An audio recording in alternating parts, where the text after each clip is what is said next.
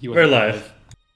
All I'm right. up here. Welcome back to the Stained Glass Lands. It has been some time, but as a recap, we have come to the conclusion of the sort of first major arc of Estelheim. The group, upon making their way up to this spire city at the very north of the Stained Glass Lands, you encountered a few different individuals of the Watchers of the New Dawn, got a prophecy by Lady Eleanor that gave clues as to what's happening in this world and where to go next.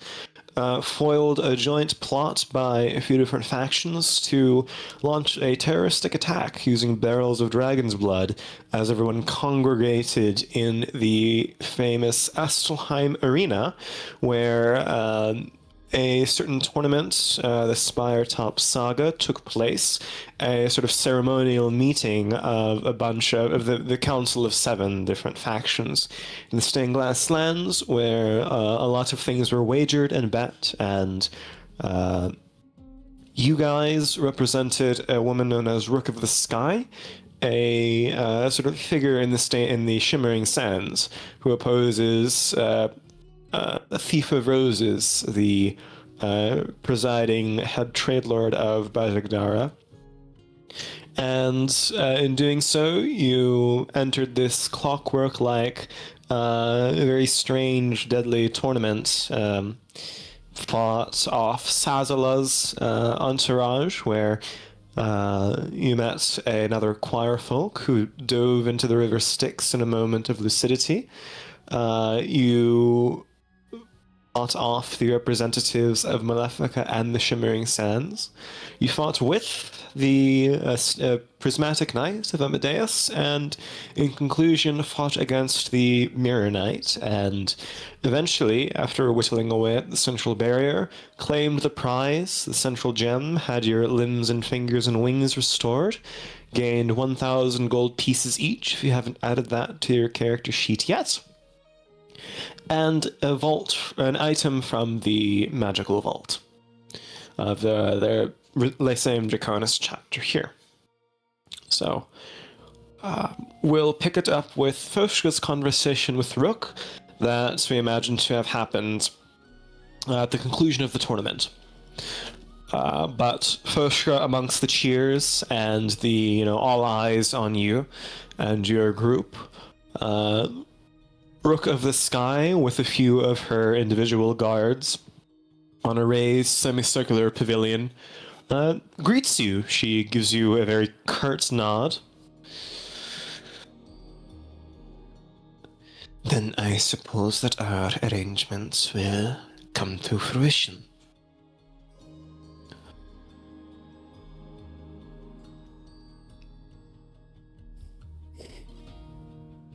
Then I believe so. I will send out a delegate to your tribes in the sands, and perhaps we'll overtake other settlements, but as I see it, both the Ignans and I have a vested interest in ending the reign of the Trade Lords. I do wish to see Rose and all of them deposed of. And I wish for the game of the Trade Lords to conclude. Will you help me with that? Freezing and weapon freezing. I cannot commit all of my people, for I am not the voice of them all. I can only commit to speaking to them.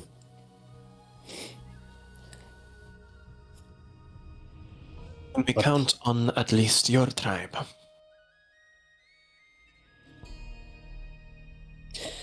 If they will follow their torchbearer. And yes. Then it is a start. If we can work together and show that at least I harbor no ill will to the Ignans, then maybe at some point things will balance out. I ask that you and your kin leave my individuals and caravans alone. No raids on at least those are present, Rook. And, it is a pleasure working with you. I thank you. She will hold out a handshake. And Hoshgura will shake it firmly.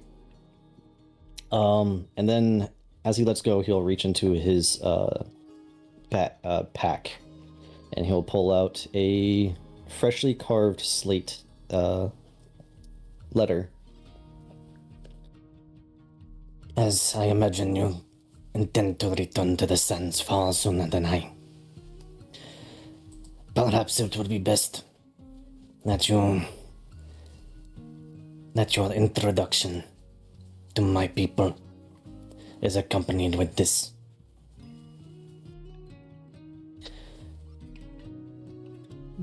He looks at it, picks it up. She's much smaller than you, very thin, kind of frail, but not necessarily fragile and wiry, but she carries it somewhat reverently. But I can deliver the message, yes. It won't be too hard. Ensure that it does. And actually, I'll just add something to that in the later Yeah. today. Just let me know what the message says. I already sent you the broad strokes of it, but I'll just have an addendum to it. That's all. Mm-hmm.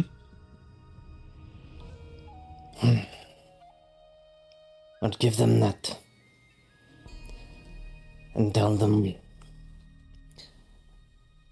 that the Volskra should leave yours alone, as you leave ours alone. And you give us the first step towards not living in the same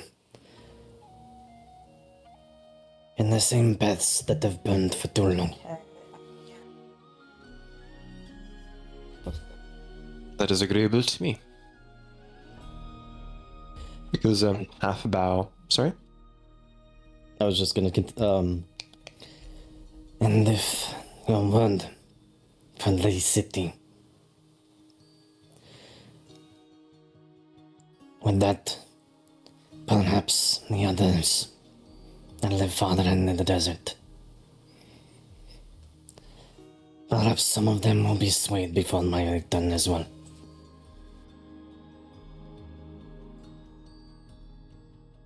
I will do my best. One last thing, Rook.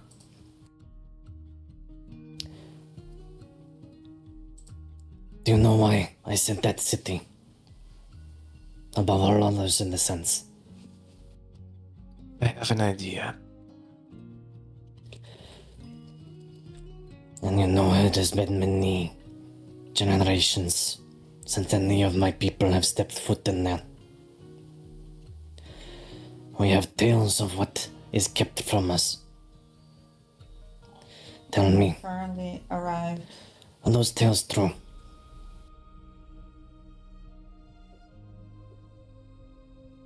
My people tell tales of a pyromaniac who ended many generations overnight. Do you know how many children he killed on accident? I'm not saying that he wasn't justified, but understand that we have suffered too. That doesn't change our deal. That city will be yours. I have no intentions of keeping cities. I have no need to own anything. I don't see why anyone would. I'm like. I am not I'm asking sure- for what was done in the past. I am not placing blame, or I am trying not to. But it is the story of why we have been kept from that place. Of what happens if Ignan walk through those gates. That is what I am asking Rook. Uh-huh. Is he chained in that city? Yes.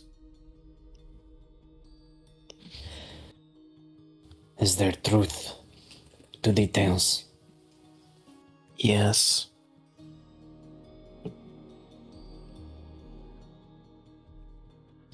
And before you open the Oh. gates to This is Brett. or Ignan,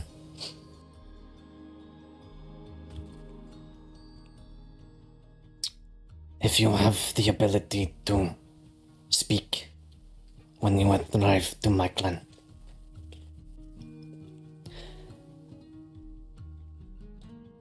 I will speak through you. I will ask mine to keep him asleep for now.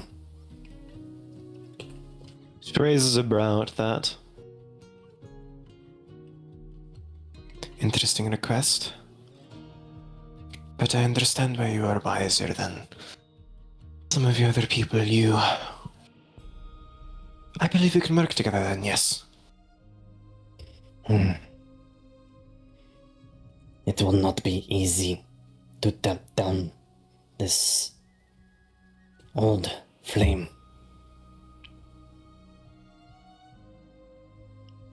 But I believe it is necessary. If we are all Ignan and folk are reduced to nothing but ash.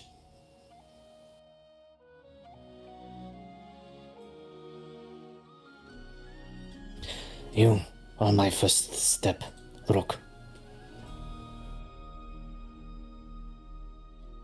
I'd be happy to take it, but I refuse to, on principle, bargain with someone else's freedom. You know me, you have nothing to fear about my intentions of keeping someone chained. No matter how destructive they be. What do you think my name represents? That I wish to someday walk under a sky where everyone is free.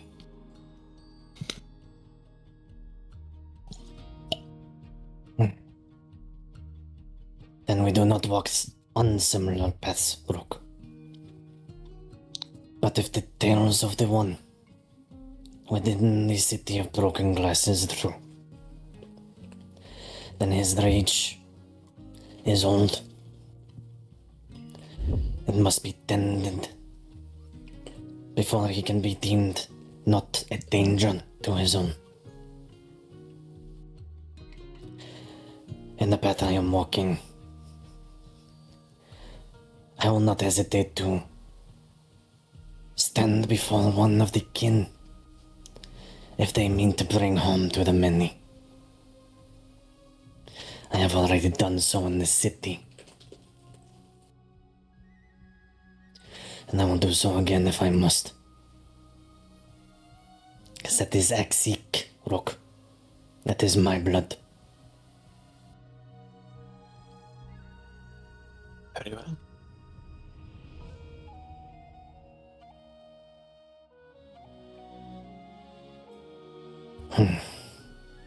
But until we meet again on the sands, Rook. If I burn you a path. Stay alive. She gives a nod and briskly turns and starts stalking away. Pushgirl only watches for a little bit longer before he goes to catch up with the rest of his party. All right. And with that conversation out of the way, the group and the previous day's events continued with checking up with the Temple of Omidhai, going down to the underbelly to rescue Kenyon, and the subsequent conversations that occurred. Oh, he was. Oh, we have to introduce Fushka to Kenyon.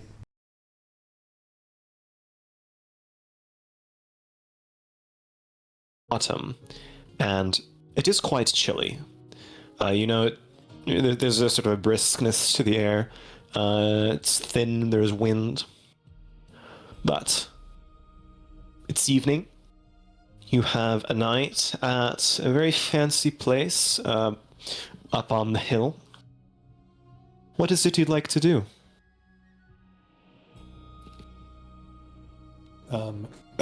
Shane is heading towards that fancy inn. One, so have a night in a fancy inn, and two, also because that is where he's supposed to meet with Gia. Mhm. Don't know what everybody else. That would be tomorrow morning. I was under the impression that she was leaving tomorrow morning, but that we'd be meeting tonight. She likes to leave late. Yeah, Tomorrow she said morning she'd actually meet tomorrow means morning. like, 2 p.m., 3 p.m. Yeah. I was under the impression, or at least she was saying tomorrow morning. But Gotcha. Then I think it's let me turn the ambience to something else. Here we go. Here's the exterior of the newfound Troubadour's Triumph that Kenyon and Fenton's parents had taken up, run by the ever-sharp Kira. And you can see that it's very popular. There's sort of a surge of people who now know that Fenton was the individual, the bard, who won the Spiretop saga along with the group. And there's a line of individuals of all races and kinds spiraling out. It's completely full and hectic inside. But you can see scent ale. There's not much else, but a wagon nearby, sort of pulled by burly minotaurs, bringing in another few barrels from elsewhere. And you can see Kira at the bar, tending sort of elegantly. Somewhat detached and otherworldly in her nature. And slowly you can hear the sound of Kenyon Tanobo beginning to play some sort of shanty on the wind.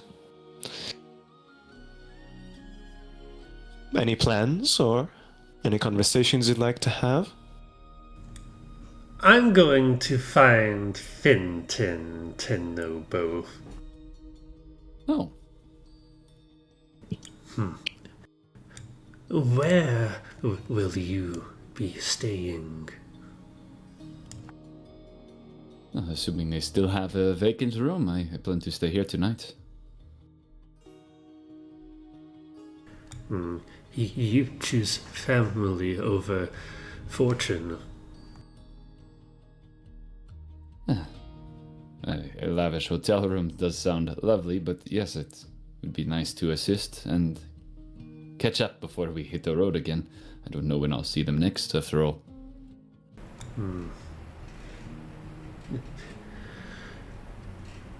You are capable of sending messages, yes.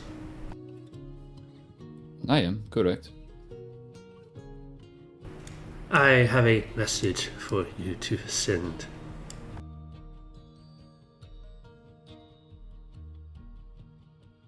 I don't know if Reed picks up on it. Fenton looks a little disappointed about that, but yeah. What is the message? To whom? Zivia Charbrine.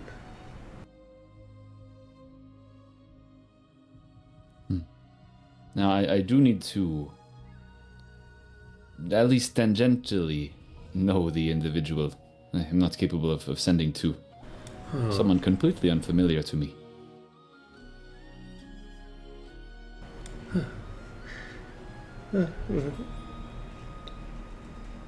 That is a stupid limitation. I would agree. It would be delightful to simply know a name, but... May I ask whom this is? My half-sister. Do you remember when we slaughtered the green cloaks? Yes. Just recently, yes. Seems like a months ago. But that asshole Valagal, said she was around. Thought they had all died in the wailing.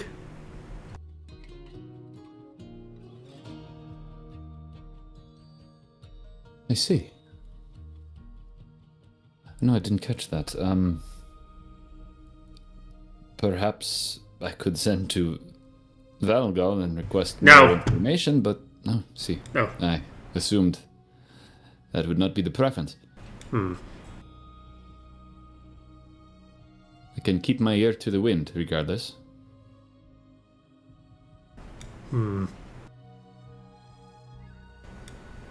Reed's going to take a long look at him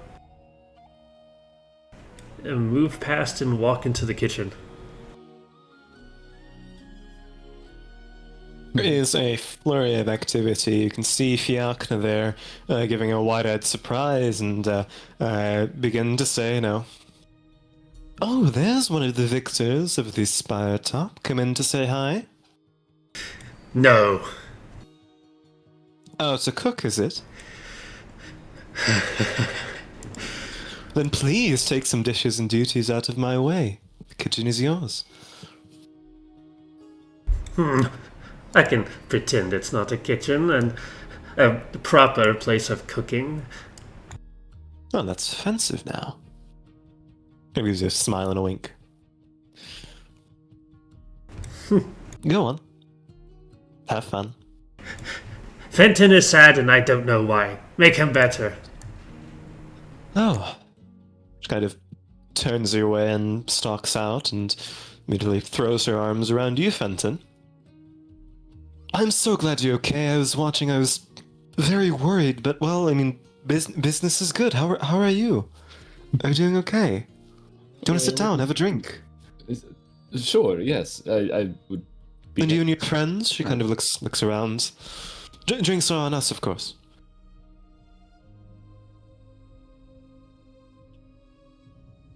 Well, you can always ask Kira. She'll give you an answer, and she kind of pulls you to a side booth, Fenton. The table's stained with ale already. It's been a complete mess, but she kind of wipes away at an apron on her waist, sits down. Kira eventually brings over some ale and jugs, and she just says, "Are you all right?" Yes. Yeah, actually. Perhaps for the first time in a while, it feels like there's nothing immediately pressing. It's quite a relief. Right.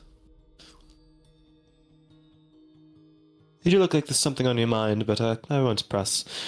I'm glad you're here. I'm glad you're safe. Brought in quite a lot of business. I see that. I'm glad for it. And, maybe it's... Here, I'm going to reach in my coin pouch. I'm going to pull out 200 coins and slip them to her. And this is for you and I assume that to be part of the victor's prize. She pockets it and it disappears somewhere. Right. I owe you that and more, but... Well, you brought Kenyon back, so don't be too hard on yourself now. I won't be hard on myself, but... Yeah. He's had a rough time, but... You know how he can be sometimes. I do hope you get a chance to properly settle in here before the next earth-shaking event, whenever it may come. Me too. Well, you gave us a head start in many ways, so... if you and your group ever need a place to stay in Estelheim, then we're more than happy to put you up free of charge. You're our family, obviously, and you've more than paid for yourself for, as far as I can see, your life, so... Well, thank you, Mother. I do intend to stay tonight. The others, they have... Well, our winnings continue, I suppose, but...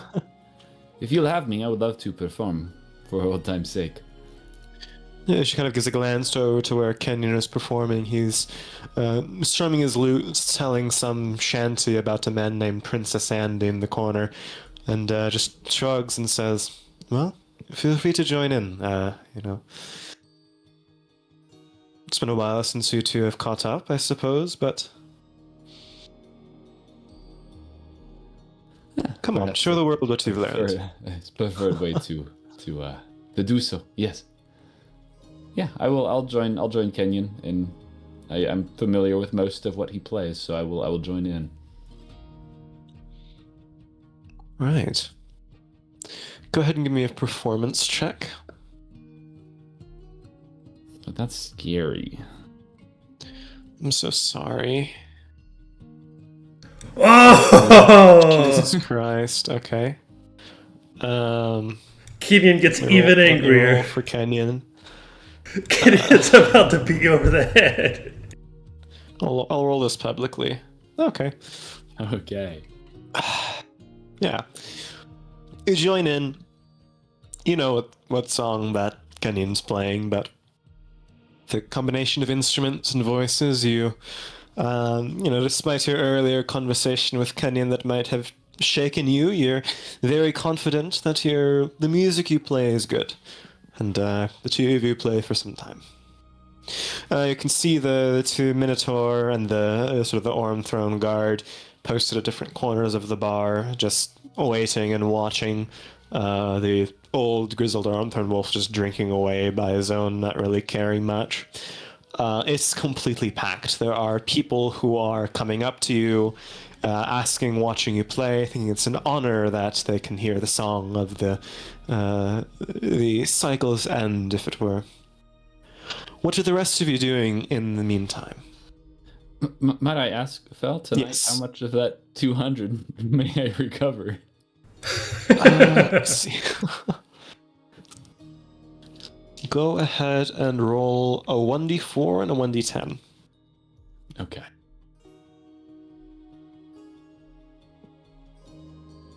Alright, you get 4 gold pieces back and 8 silver pieces back. Wow, such generous people. That's Yeah. like a week at a fancy Yeah, inn. correct. You know, that is more than I had before the tournament, so... Wow. Yeah.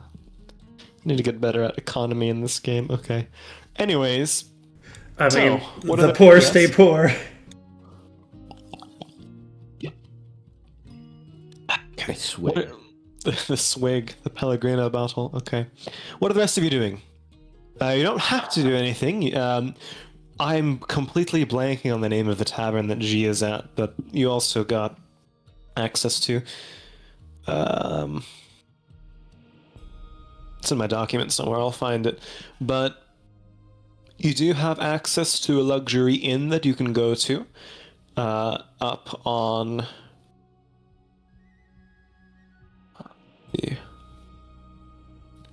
the name was the Scarlet Sunset. And Keenan's Balcony, the name of the ridge of buildings up here, the sort of bougie, very high-end, kind of Vegas-like touristy strip for people who can afford it. You are given access to rooms for the night. Yeah, Sorry, go ahead. Jade would have gone there regardless. And instead of meeting with Gia tonight, he would have gotten himself set up in his room first, and then it's an hour to attune to an item, correct? It is. Then he would have started attuning to the bookmark. The inn itself is an absolutely wonderful location. It's decorated inside with rubies. It's a multi-columned building, kind of built into the stonework here. It has kind of like a waterfall array of balconies, kind of spreading over the mountain like a ripple of waves. And it has a beautiful view of the red sunset.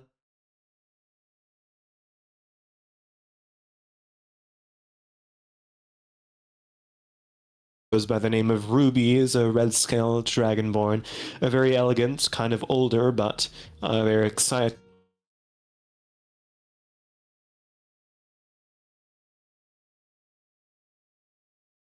You and whoever else decides to go will get a room with a suite. You will get room service in terms of catering, all sorts of amenities like a natural warm spring bath, and all sorts of things you can expect at a fine inn. But as you're sitting kind of on one of the balconies, you glance to your left and kind of cross-legged, leaning with his arms thrown back behind his head, but still with the hood covering his face just at the right angle that you can't see any of its features beyond a curling grin, is the very lanky, tall form of the god you've met. And he just says, "Why, that's a change of pace for one of your ilk." Yeah, you're telling me. Would you be surprised if I told you this is the second time I've gotten to stay in a fancy inn? Well, it wouldn't surprise me, but for your sake, I'll act surprised. Wow, Chain, that's wonderful.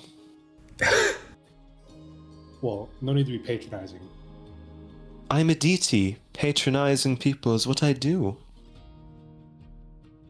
Pun intended. So- Shane will mimic the sound of a drumstick going boom tiz. And it seems you also have comedic timing. That is wonderful. Well, Chain, what is it you'd like to know? I'm sure you have questions. Oh, got plenty. Let's see, where to start? Well, Where to end? You said that some of the other deities put you in the dagger. Who put you in here? Well, I never said deities, I said people. Oh, And to the extent that people can become deities, I suppose that yes, they did imprison me within this.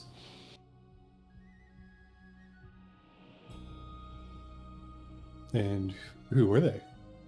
Why would you need to know? And some individuals don't. Some individuals want to repel the deities. You saw what happened to the first batch, right? They're now banished into their respective hells, demiplanes, mazes, one's hurtling around the sky as an immolating ball of flame. Do you know how painful it is to get eviscerated in fire? No, sir, I do not want that fate to befall upon me. I rather like my imprisonment in my dagger, but it is a kind prison. Still a prison. I'm just in agony here, bored out of my mind. So are you saying, what's her name, Varsha? I haven't said anything as to the identity of my prisoners, but yes. The one with the barrier. She's the one with the barrier. She's excluding the original deities from this world. And it's a change of pace, you know? It's some fresh air. In terms of a biblical divine sense, but that's somewhat irrelevant. Why do you ask? Well, I mean, you're asking me to help you get out of this dagger, and if I'm going to piss Of off course another I am. god, it would kind of be good to know who I'm pissing off before I do. Oh, I assure you, you're not going to be pissing off any other gods. You also spoke of, mortals becoming gods, and you guys, all what happened to the original deities, I guess. How much of that was actually you lot working together, and how much was it just individual goals kind of just working out like that? So my question to you, Chain, is how much information do you expect me to dribble towards you to lap up before you actually help me with something? I mean, I got you. I can always cut off the flow for, when I want you to actually do the tasks you need in order to free me, but, do you want to know the reason I reached out to you in particular? Well, you're a thief, I'm assuming, because I'm a thief. Yes, but you've also got an old friend of mine rattling around your bone box. At least for the moment, while I'm inside your head, she's not so influential as to change your mind about things, but you can thank me at your earliest convenience for that. In either case, I'm not a big fan of her, and I want to help you with that particular matter of yours. You'll just have to do a few little things for me. And that is, which are? Well, I'd like you to free me, and to do that requires destroying this dagger without destroying the thing inside of it. I rather like the sanctity of my soul. So, if you can do the simple task of finding down another of my friends, but an actual friend this time, Gashgal, the actual dragon slayer, and his big ego fluttering around the realms, he has a little axe that can sever even the most brilliant of arcana. You see, he hates magic. As much as someone can hate, he dislikes magic. So I'd like you to find him, set the dagger on the ground, and let him take a swing. Okay. Finding a god is Yes, probably finding difficult.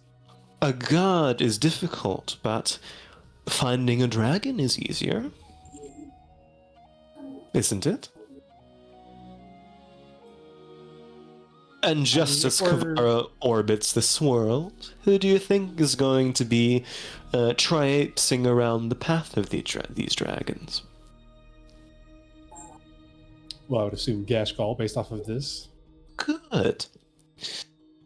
So, how to find a dragon?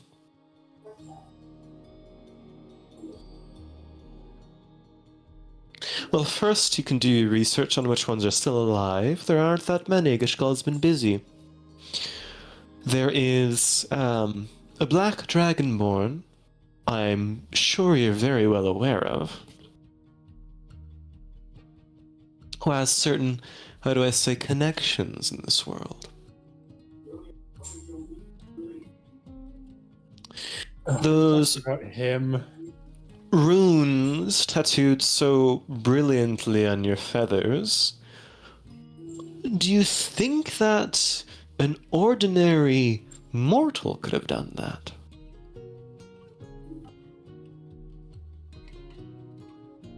You're telling me Fox Litany is a dragon, like an actual. I'm not saying anything. I'm letting you come to the conclusions you were already on your way to making. Why do you think he had such a vested interest in you in particular? And he's going to point a claw your way. Certain gods have a preternatural sense as to what's going on with this world, and certain dragons plot. What would... I'm blanking on the name. Is it? I don't know if I even. Oblitix. Thank you. Isn't that similar to the name Oxlitny? Some aren't subtle. But what? I mean, you ask yourself, why would he be? Why would he be interested in me? Well, I'm interested in you. Why shouldn't he be? Are you so self-hating that you don't believe Aditya can be interested in you? Huh. Why? What low self-esteem have you? I mean, I'm quite confused. I'm some random Kanku from the Twin Blades. Random? Whoever said you're random? No, no, no, no. I'm here to make you feel special. Don't you feel special, Chain? Shane just kind of like narrows his eyes. Last time Aditi tried to make me feel special, it didn't turn out the best for me. So Yes, because it's that bitch Beldane. Do you think you know her better than I do? She's a cunt.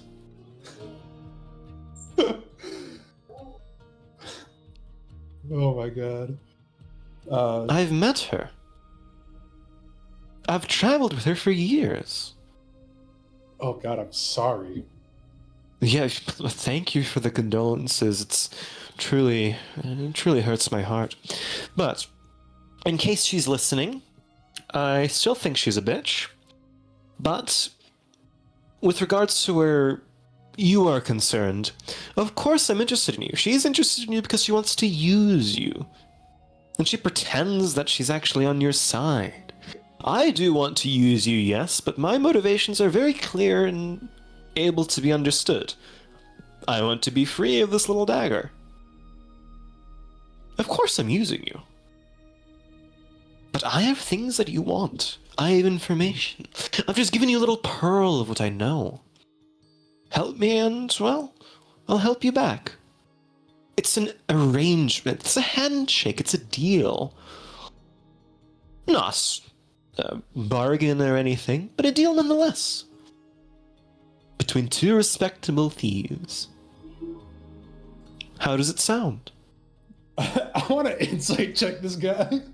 Go ahead and insight check the god of thievery and lying. Yeah. Yeah. Go ahead. You miss 100% of the shots you don't take. All right, here I go with my +1. 3. Yeah, you can't. I mean, he yeah, he seems honest. You can't tell. I mean, he seems like a forthright guy. What he's saying makes sense, checks out. Chain will say, okay, I'll help you if you tell me why Oxylitny/Oblitix or any gods in general seem to be so interested in me. Chain, you know that there's a prophecy. Kind of lolls his head to the side. People look at the stars and they see things that they like. And some people see the same thing. And then it becomes real and it becomes so annoying to deal with. Of course they're interested in you. They sense something about you. You've been marked by the stars in one way or another. And that's that. The Curse of Tears? Yeah. If that's what you want to call it. I don't know, that's just one thing I've heard about it. I genuinely... Well, I have more information about that, but I've answered your question for now. And, well, what reason would you have to free me if I divulge all of my secrets?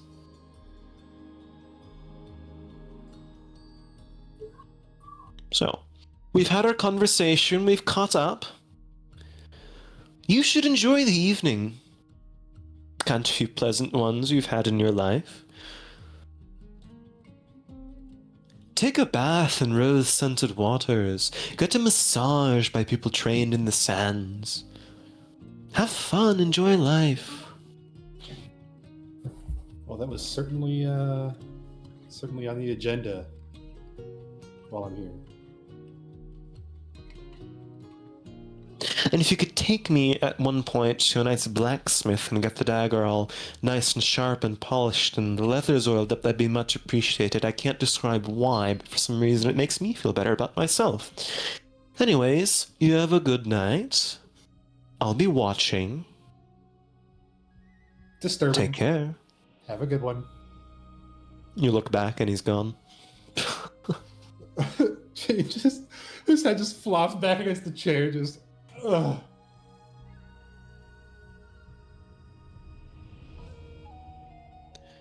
Ishka reads mind, kills himself immediately.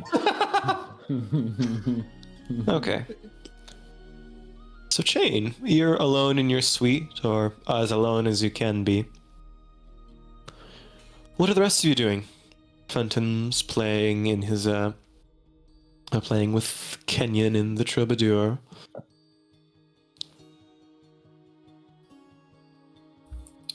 Well, I believe that Lorenz is checking in, gonna take a bath, and then pass the fuck out.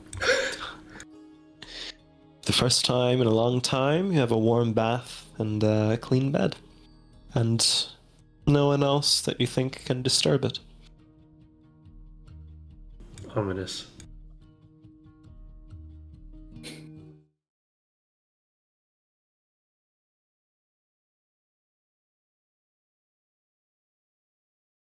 And you see Saltaris standing there with a couple of drinks in his hand and one gesture your way. Well, can we sit down together? Yeah, of course, now that we're not being Sure. hunted down. Of course. Yeah, finds an unoccupied table in the tavern. So, you're not of Alpanal? If that's direct, I hope. I mean, I'm sorry. I hope you've been well. I mean, I'm glad you're okay, but you have wings. I do. Yeah. No, not a Vulpinal. The parents you know are. I'm kind of adopted, so.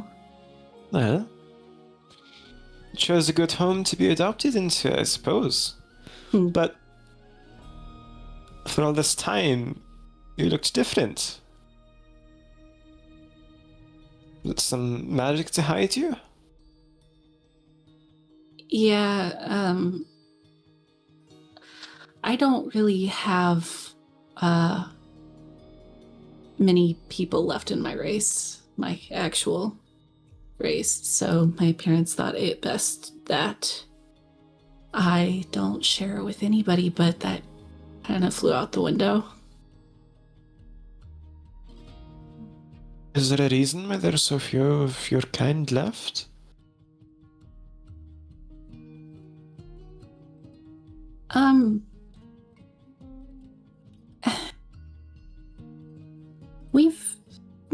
My people have been hunted down as far as I know. Something to do with the gods not getting along.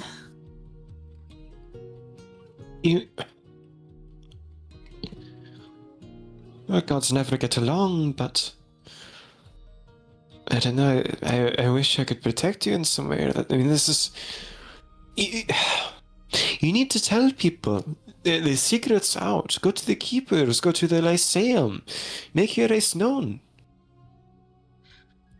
I would love to, but I'm scared. The people who are good at getting rid of my people are very good at hiding, first of all. And then, what if people have, questions that I can't answer, or, there's just going to be so much pressure now and things are going to be different. I just wanted to be normal. Normal, I mean, back in the dynasty, where everything was nice and calm growing up. I think I'm going to miss those days quite a bit. Isn't everyone? But you're still the same you, and that's okay. That's okay with me.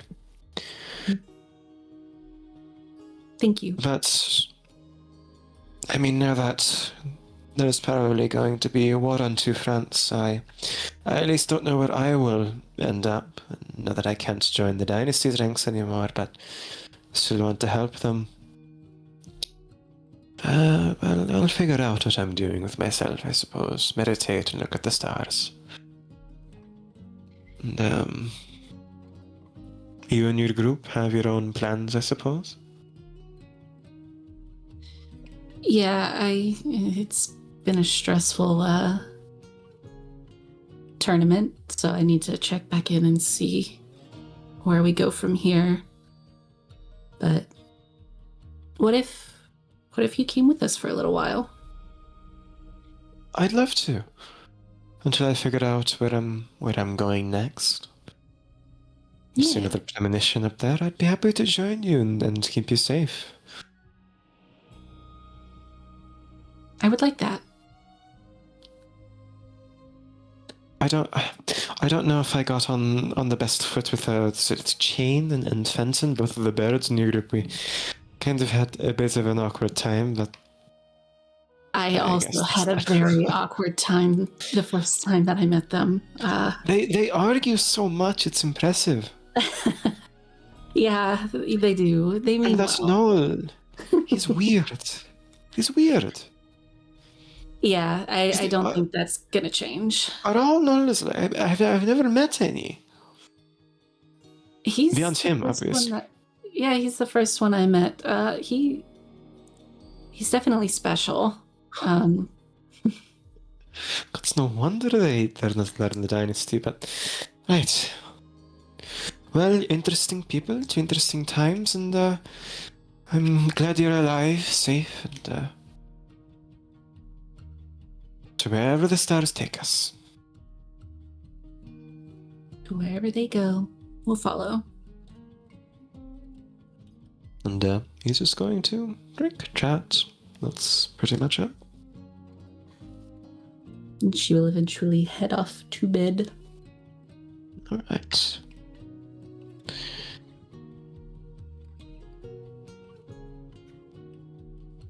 What's the plan?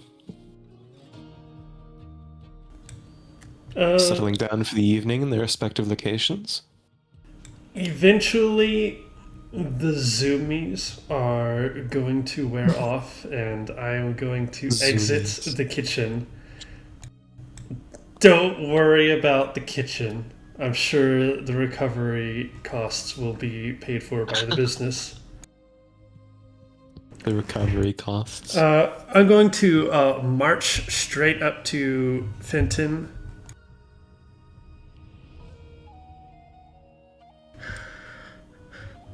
What did I do? It was in the middle of performing still.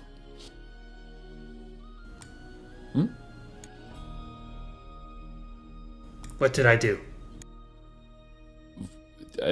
Some context would be appreciated. I'd be happy to answer. You look disappointed in me. What did I do? No, I just have,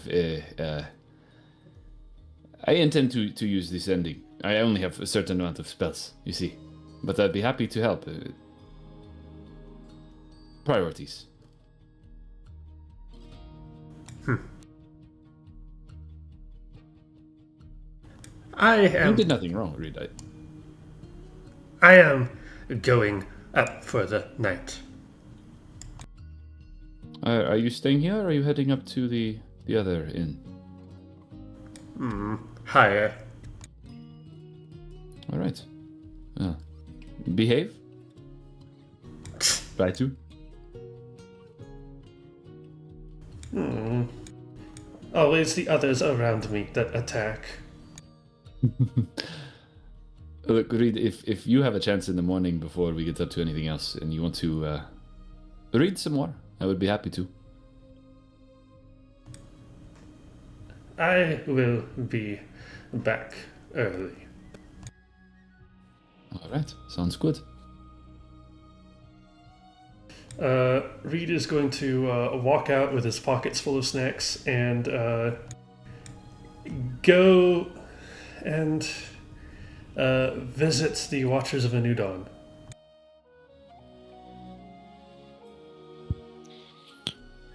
All right.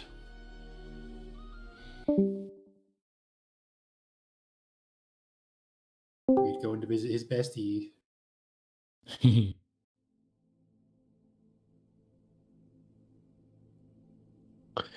Let me check one thing.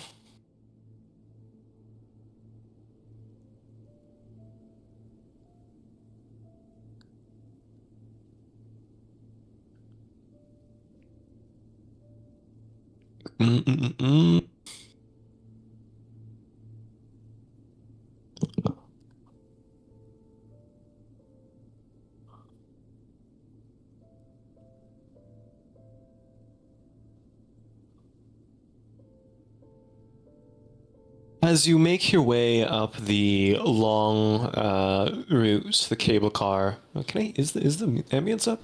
Yes, Oh, it's just cold. It's just not cold. It's quiet. it's cold. It is cold. There's a soft gathering of snow on the edge of it. You can feel your breath clouding up the inside of this rickety glass swinging chamber. You make your way up to the enclave where the Watchers were. And you can see that there seem to have been the remnants of a funeral procession. There are white flowers everywhere, scattered in bushes. There isn't a soul that you can see. It seems vacant, empty, like it's closed up shop. There's one light in the observatory up north, and through a window you can briefly see the sort of monocled face of a Kenku. Seems like he's packing up something.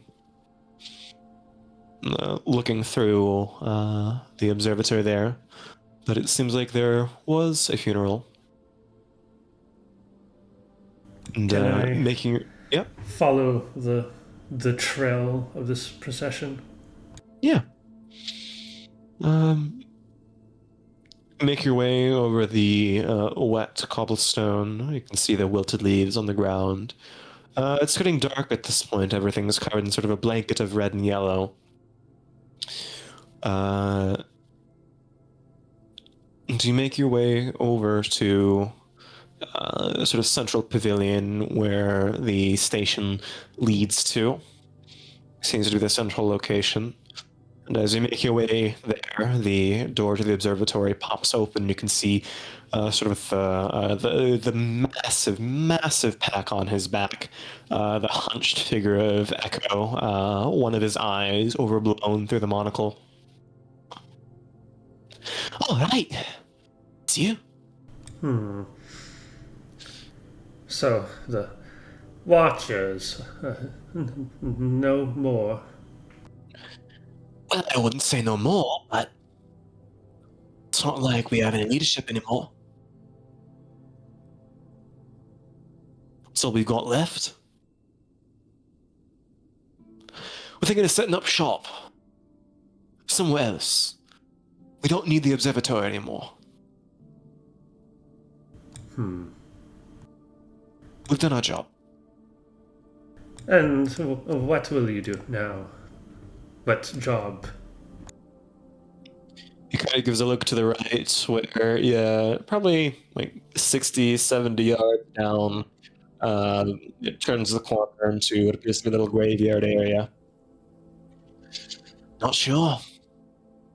We've got a few people left. You've met Blight.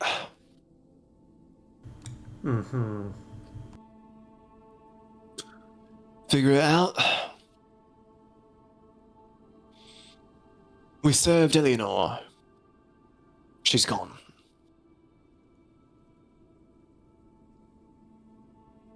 So's order, I guess.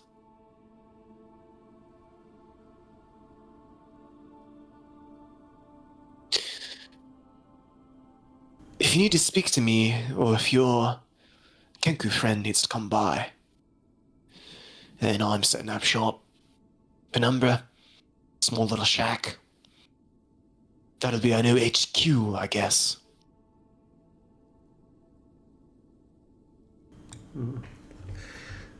Perhaps. Words are stored in my mind. We were just a bunch of people who shared a goal. We all had our lives, families, businesses. We've got to get back to them now. Kind of pokes you on the chest. It's you who's got things to do. Don't disappoint us now. You are not worried that this is anticlimactic? It's supposed to be climactic. She died. We had a funeral. Shed our tears. What more was there to do? There is always something to change. Yeah. But I've got a life too. We've done our job. Change what we could. Why do you think people shouldn't have a life? Some people are stuck changing for too long, they forget how to live, you know? It's an unkind thing to say to me. If it were not for you and your meddling, I would still be a walking, breathing corpse in Teresa's. Aye, but now you're a walking, breathing, thinking one. To some people. Yeah. I'll let you say your piece, I guess. Yes. stop by sometime, alright? There's a rattle of too many glass vials against each other as he hunchedly kind of hobbles away down to the cable car station and pops into one. I'm gonna avoid looking at him. He Walk over to the watches you as it- graveyard. Yeah. I'd like you to roll a perception check. 24.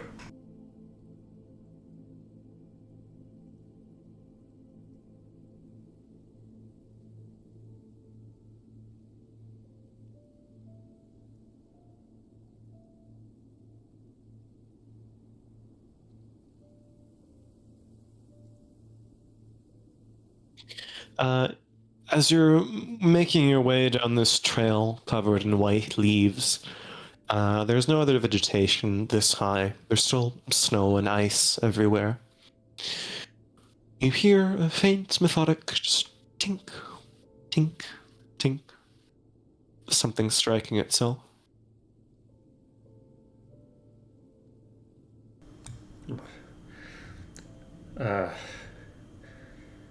Follow the noise.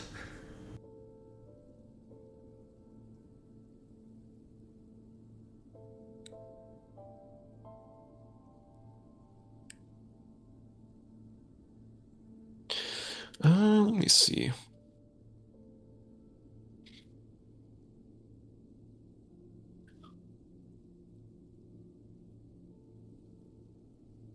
Just checking something.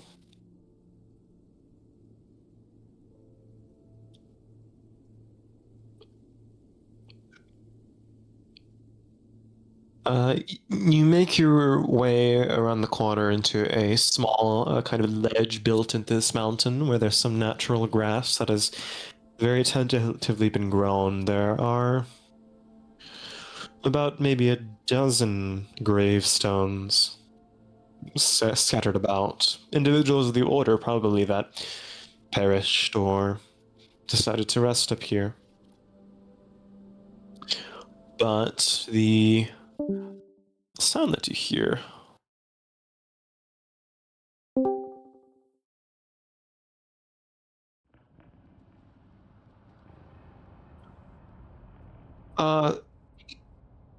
you see drenched in shadow, like it's clinging to him, the hunched back of a large, burly figure.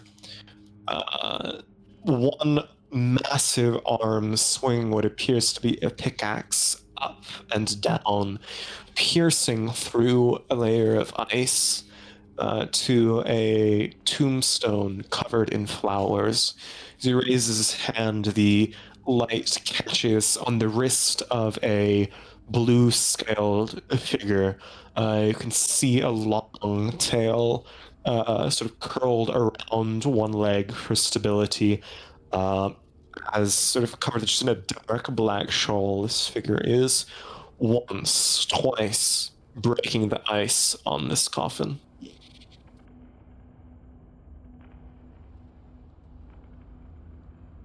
Doesn't seem to notice or care about you. Walk up beside them. Read me the name. Why care about a name? You should go. I'm saying that you go.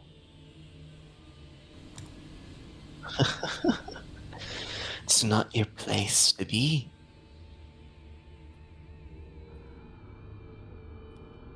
You see him put the pickaxe into the dirt with two massive claws, just curl around a piece of ice, grips the gravestone, and the surge pulls it over.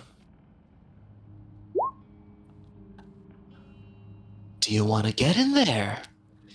Once I'm done here. Be awful convenient of you to do so. You see the embalmed corpse of Lady Eleanor there. Are you from Teresa's? No. I'm from somewhere much worse. But unless you want to follow dear Miss Eleanor, why don't you turn on tail and get out of Dodge? It's unbecoming of interlopers to get in between important business. His almost sort of inhumanly large hands grip her around the neck and throw her over his shoulder. You can see the curled face of a dragonborn.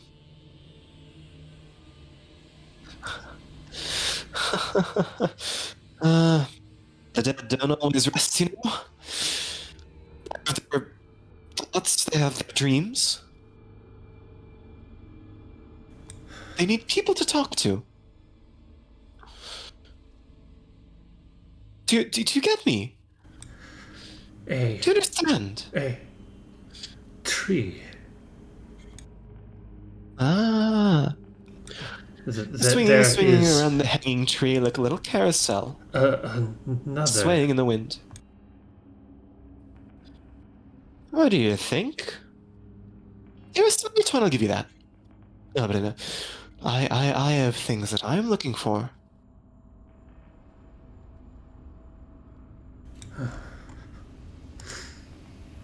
Every kid crossing a toll booth pays a price to a troll lurking underneath. Some bodies fetch a pretty price.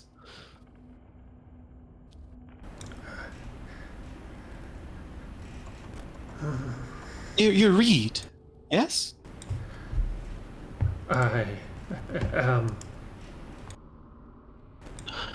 You are. I'm a grave digger.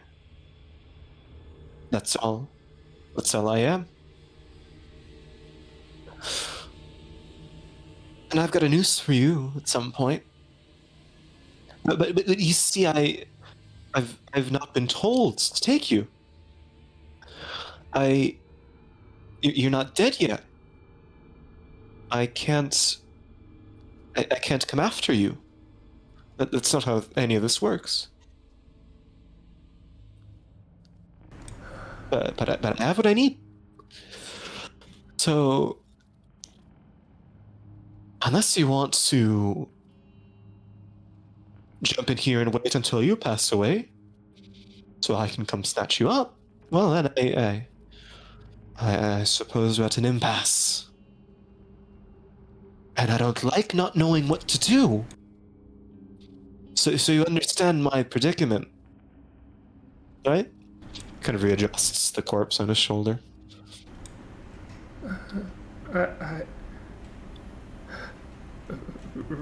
Reed will back away. He takes a step forward as you take a step back. Again. No? He steps forward again. Ah. What? Are you scared? We can fight if you'd like. I mean, that's up to you. I don't make that decision. I know what I'm supposed to do. I have my tasks. I have what I'm looking for. But you can make a choice here. Kind of pushes forward, snaps his teeth, grins and laughs.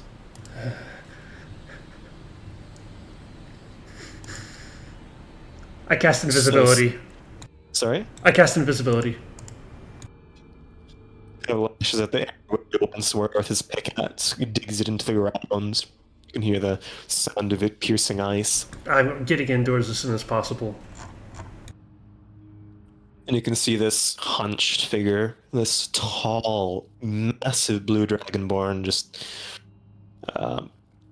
bundle the corpse of Lady Eleanor up, look around, mutter something, run and leap off the mountain, and he jumps some 50 feet high, disappears into the clouds. You can hear the faint impact of him on a snow drift, and it happens again until you can't hear him anymore.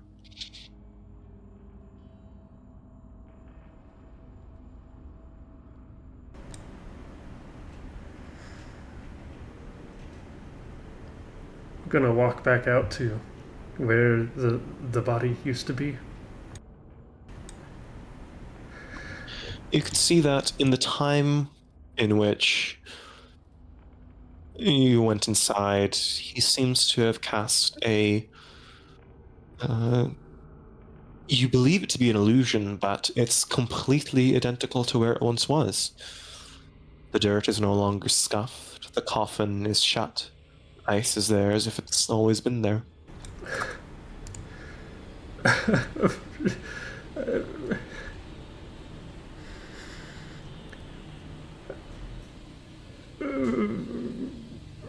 I'm gonna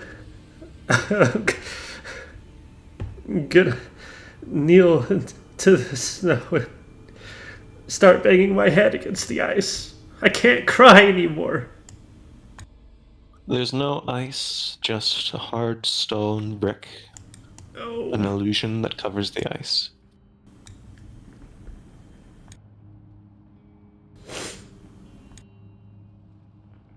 Alright, it is 8:30 and we're going to take a 5-minute break. Fuck you, Phil! Ah! What's going on this session? What is happening? Literally, what is happening? The plot is happening. That was Part 2 is horrifying. dragons. Why can't I date them all? Oh, no, Ferb. Ferby's a psychopath, no. Ferb, no. Fix him. Phil, that's the pot calling the kettle black. Wow, okay. Yeah, true. True. Remember Got me to there. cut this out of the recording. I mean, unless you want that out there, that's up to you, I guess. I don't think we edit anything out. That is, I don't think we had anything. Nathan, Normally we There- behave, though. there is no removing things in post here. We were so good for like the first dozen, and now it's just. And then I went around unsupervised. Oh, I am no, very we need thankful an that we adult. don't play as if we're being recorded. I think it's good. Oh, my eyes hurt. Yeah. Wait, we're being recorded? Broco. That's what I was thinking, onomatopoeia from for. his backpack, his little child leash. Man, oh, For my deep favorite breath, NPCs. The Ferb is deep conflicted. breath. The firm is conflicted. The lash. Lash. The lash. Evil rock. No. Fuck you, unevil's your rock. Wait, I can Evil do rock. Unevil's your rock. Phil, I hate this. In a good way. You picked like one of the central pillars of Reed's emotional state and just fucked it up. Welcome to emotional instability, my friend. Glad to have you. Yes. I'm glad you finally acknowledged that Reed was actually bipolar. emotionally stable the entire time.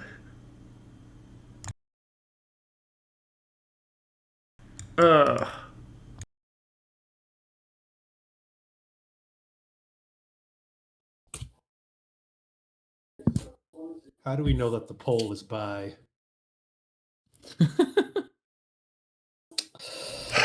I don't know. It's not perfectly straight. Okay, now I'm smiling again. Fuck you. For witnessing a grave robbery. I feel like Holes would be homophobic because positive and positive don't attract, negative don't attract, but positive negative do attract. We're not talking about Get what I'm magnets. We're saying? talking about a rod. Yeah, I can't reply since we're being recorded. Mhm. Thank the fact that you're recording. I am aware. I'm aware. Yeah. Yeah. Do not poke the dragon. I mean, you could poke that guy if you want, but it won't end well for you. No, I could tell. What if I eviscerate them? It's just a guy. I mean, Eviscerate's just a fancy word for rearranging guts. It's not any normal person. It's not just a guy. Just a guy is actually just a deity around us. So. That's a fucking psychopath. Yeah. He jumped down a mountain. It's Jeffrey Dahmer reimagined in the SGL. Jeffrey Dahmer jumped down Mount Everest.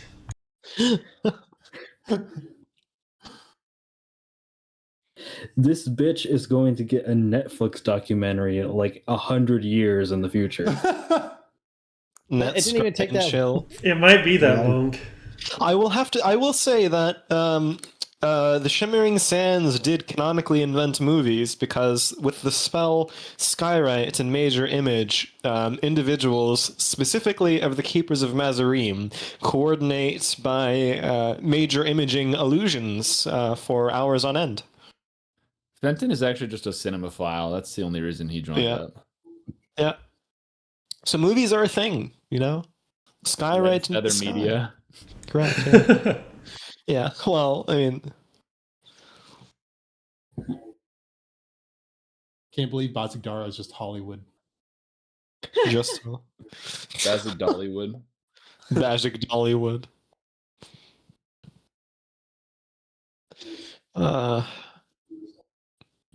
You guys could have not gone up there, you know. That was a missable encounter. Ferb never misses an encounter. Ferb always hits. Never mind. All right. I'm gonna get myself a cup of trail mix to make me happy.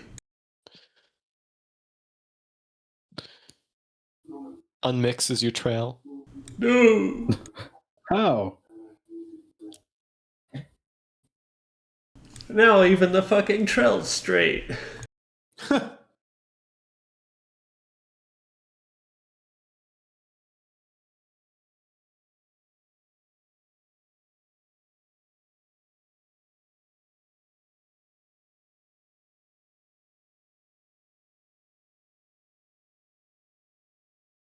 Oh, even better. I forgot. I got a bundt cake. Ooh, I one of those cake. mini ones. Cake is so good. Alright, I'm happy again. I'm happy that you're happy.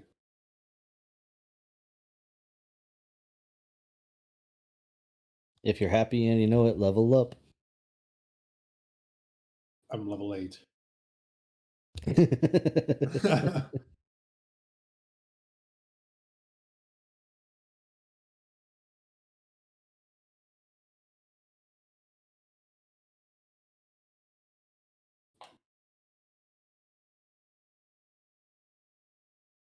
I just thought of a funny fucking idea. Never will happen. A multi-year, deeply emotional, and deeply like a campaign that is rooted in classic fantasy, but with good foundations and everything, right? You get super invested, you get like really high level, and then you get to the final boss that's a BBEG, and it's just fucking Barney the goddamn dinosaur. Why is he here? I mean, that's basically what I just encountered. Barney, you encountered Barney. Barney the grave robber. Barney the grave robbing dinosaur. That is not what he looks like. I love you. Making it canon. You love me. And you can't stop me. Looks like Barney. I mean, I actually don't care what this guy's name is anymore. His name is Barney. Great. He will be referred to as Barney for all time. I'll make sure to tell Fenton that the guy's name is actually Barney. He's just really embarrassed about it. I love booze. Booze loves me. Holy shit, I have to pee. I'm so smashed, I'm falling on the floor. Alcoholic dinosaur. What the Good. fuck? Thank you, Phil. Thank you. That is all on recording. No! Golf claps all around. Welcome to the mid-game show. Forte. We have one contestant today, and he is sure to lose. My journal. And just like that, It is Phil has fallen for the preserved. trap card. I'm so How's it glad I going, kept guys? My headphones on. Hi, I'm hello. really- How are you? Are we ready to start game? Is it the game? Yeah, it's 7 o'clock. Yeah, we're ready to go. All right, hold on. Let me get the recording you started. alright? Yeah, It's I'm glad. I don't think the ore's here yet. You are live. Let's wait a bit. Oh. So, All of it. Ferb, we need you to roll back the recording like maybe 5 minutes. We're recording, we haven't started playing yet. What are you talking about? You just told me that I got a free level up to level 17. Yeah, I remember that too. Yeah, It's see, only if actually you level up to guys level level 100. up to level 17, I can level my guys up to level 27. No, Phil. Well, this I'm is- actually this a is level ransom. 100 wizard. This is black. Oh. Yeah. What do you mean by that? The recording goes up unless we level up.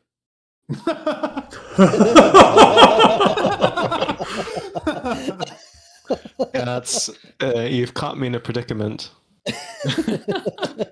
I want a katana that does infinity plus 1 damage. I love predicaments. In Overnight 3.3, there was a crusader that had an aura that let you reroll damage if you roll a 1 on the weapon dice.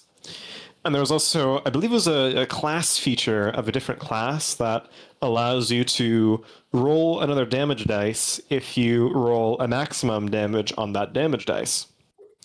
So you can see where this is going. Because if you take both of them, Okay. and you get a shuriken, which is 1d2 points of damage. You deal infinite damage if you hit. Wow. Good lord. Infinite damage glitch. Infinite damage. And that's how I'll treat Chain if the, never mind. Why me? Literally, why me? What has this bird done you're to right. you? But no, yeah, well, not enough. Too many things. Yeah.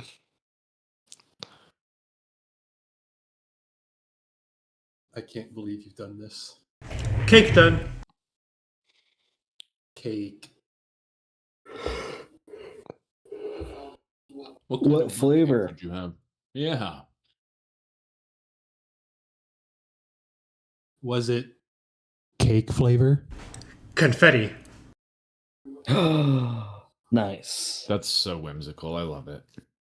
It's Sprinkles. so full of whimsy.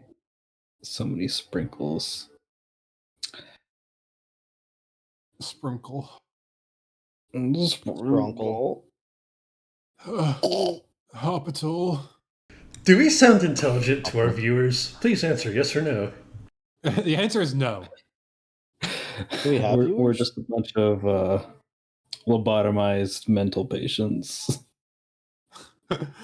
You know, we all had the chance to lobotomize ourselves, and none of us took it. So I was gonna say, is that why you don't give a fuck anymore? I don't know. God, this morphine is amazing. let me tell you, crack is one hell of a drug. Well, I mean, it is a drug.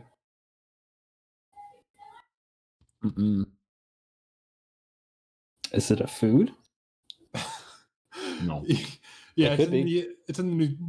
the nutritional. Is it a pyramid. seasoning? Is it like a Oh, seasoning? definitely, yes. It's Like definitely salt? a seasoning. Yes, yeah. Okay.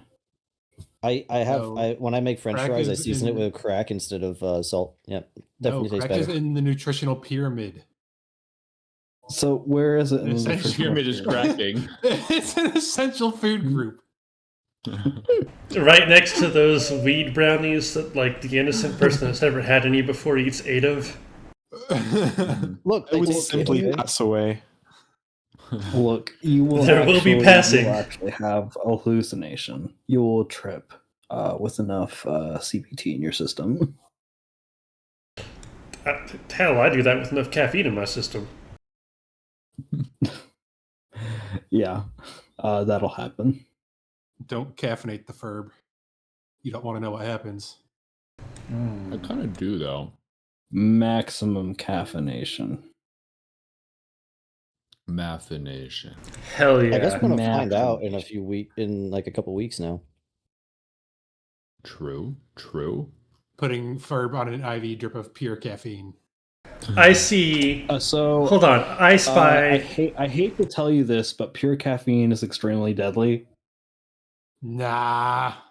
With that attitude. All right, are we all back and ready to play? Leora. I don't know where Nyx is. That's fair. While we wait for Leora, I spy with my little eye a shoe. Wow. Okay. It's on the Okay. art Shoe? for the page we're all on. There's a shoe here? There's a shoe. There's a shoe? It looks more like Not a a boot. shoe. What? Look for Are a you boot. talking about? What Are are we you looking for a talking building about? shaped like a boot? I'm thinking it's a Are you building shaped like a boot. hallucinating? Are you There's a crazy? sack in my boot. We're playing I Spy. Get it together. I think you're crazy. I think Crazy. you're not playing I the was game crazy. right. They put me in a room, a rubber room with rats. The rats I- were I just think crazy. I was crazy. You're just Locked me crazy. in a Wait. room, a rubber room. Phil, I hate With to rats. to It's tell crazy, you, but crazy. the Crazy. poll about I whether was we're crazy, Bart. intelligent is not going so well. The what? The poll I ran earlier of whether our viewers think we're intelligent is not going well. Oh, what are you talking about? It's falling apart. I think The bits is gone. We've lost the bit. Anguish. I'm trying to find the boot, so I'm kind of half listening. Ah, yes. Find the boot. Yes. The bit. Good job. Get Can the you bit ping or you get the I'm boot. You very- can choose I'm very one. mad at you actually right now. I need to know where the boot is. Well, when you look at the recording, you'll be able to see. That's too Give me much that work. tone of voice. Ferb is finally putting the shoe on the other foot. Well, I see a boot on this map. It's in the street. Good luck going outside. You're Ooh. crazy. I think you're crazy. I think you're just crazy. Crazy. If that's actually where the boot is, then you're fucking out of your mind. So, Oh, that's okay. okay. There's no- I guess, there's I no- guess if I have to, I'll tell a joke. There's the boot. Where? So, a horse walks into a bar. No. That is such a fucking stretch. I don't see a boot for. Why is it a stretch? Why is it a stretch that a horse walks into the bar? So, No, I'm talking about the boot. so horse walks into a bar, and he asks the bartender, "What do you got?" And the bartender says, I have an evil rock. "Well, okay, I gotta start." Horse No! walks into a bar, and I Guys, I'm trying to listen about the. I want to know why the horse walked in the bar. Come on.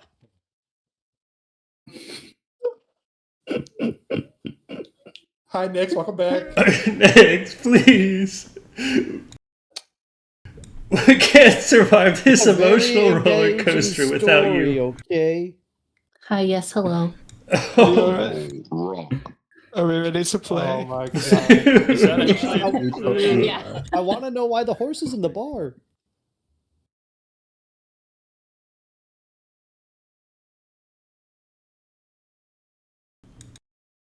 So, Beautiful anyways, beholder. Who did that? Who did that?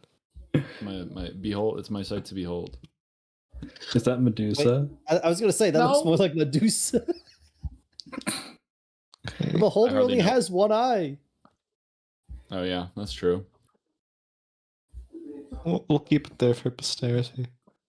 That's my lingering threat if you guys That's Annoy me. Laura's mom watching down at us. Oh. I'm okay. Go to jail instantly. Nice. Right. So, as I scrabble to my music document and frantically click on the right link as I begin narrating, here it is.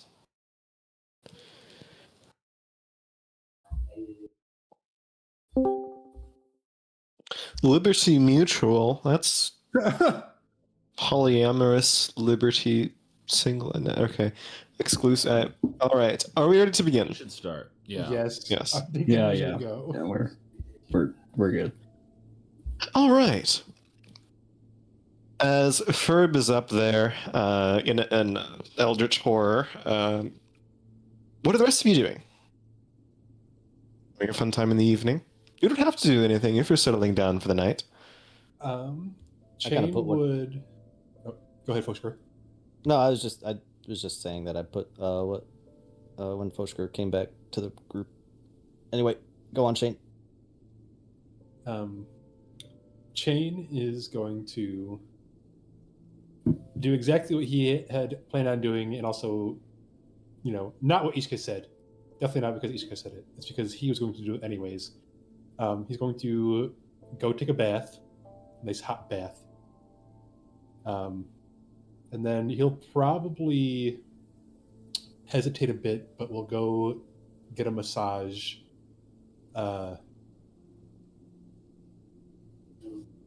Very self-conscious while he's there. They make no comments on your tattoos as a masseuse comes in, but they're professional about it. It's a good massage. And then after that, he is going to go find Leor's room. Dun, dun, dun. And he will knock on the door.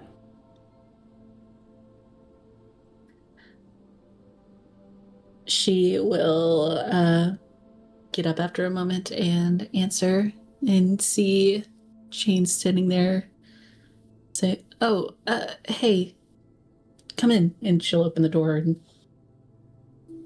let Shane's you- probably wearing one of those like fancy hotel robes.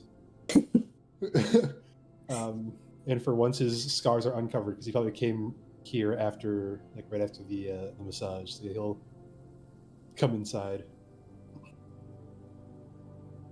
Can we talk?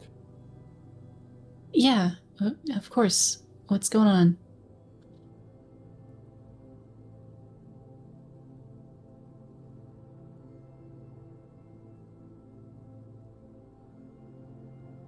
In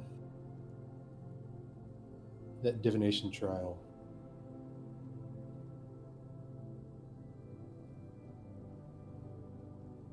why?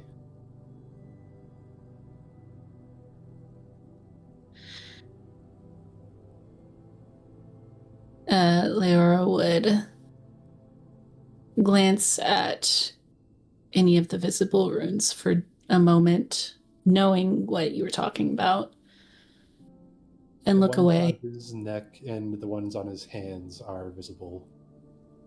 She would look at the ones that are on his neck and look away, almost like ashamed. And just, I don't know, it just kind of, it happened. I couldn't let our friends keep butchering themselves. And it just, I honestly didn't think anything and just stepped forward before the thought even really formed in my head. I couldn't let him do it again.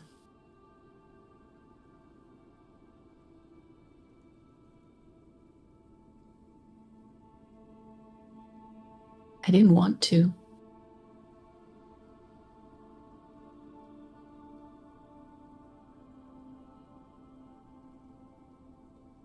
You didn't have to either.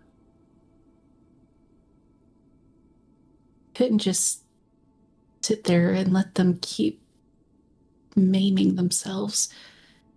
That was awful.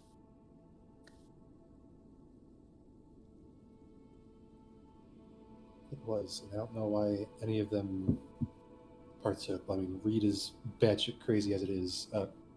No offense. None taken, given, the history of things. Kritzash I can also somewhat understand. Lorenz, I have no idea. But I also don't know why you. Lorenz stepped forward for a second time. Kritzash,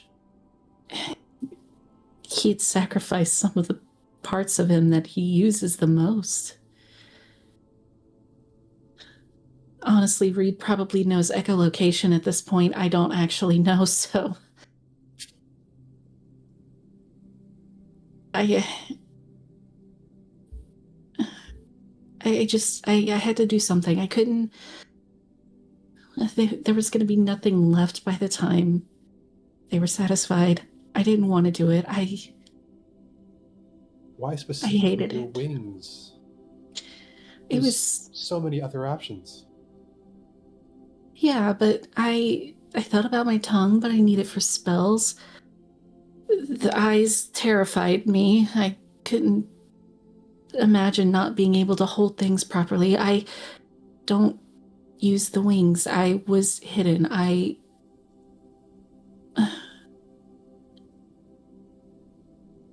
was scared I would need some other part of me more than I ever used the wings.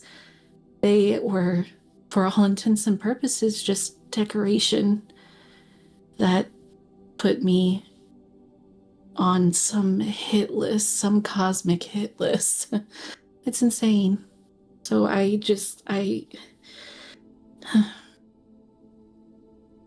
maybe things wouldn't be so scary if I didn't have the wings.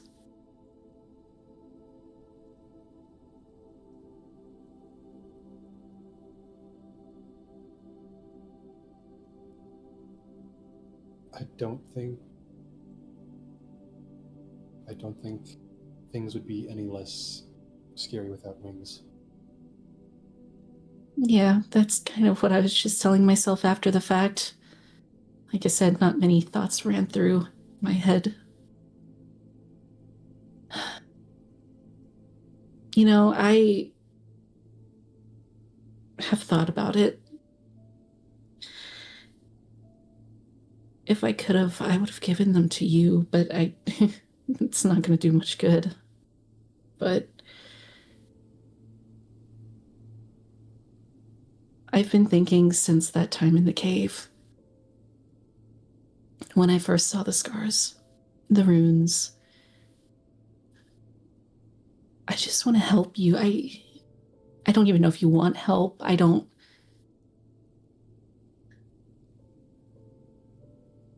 hate to see you hurt. I hate to see any of you hurt. And, if I have to sacrifice a part of me that I loved but could never use up until then,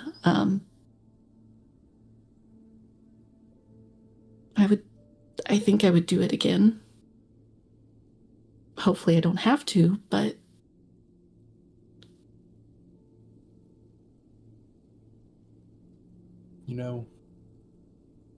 Up until that exact point, I believed that I would have taken you or any other winged person up on that offer of being able to have your wings, even if I couldn't use them properly. But when I saw yours get cut off,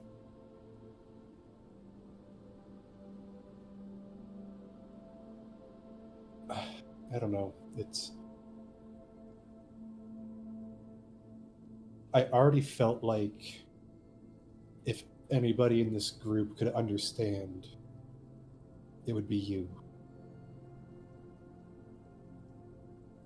And now I guess even a little more so. I mean, you've had to hide and live as somebody else your entire life. And I think maybe in a way that is almost what I feel like. Not necessarily, I guess, that I feel like I'm somebody else, but in the sense that I feel incomplete. Yeah, I've always felt that way a little bit. All the parts are there, but, what good are they if to everyone else they can't exist,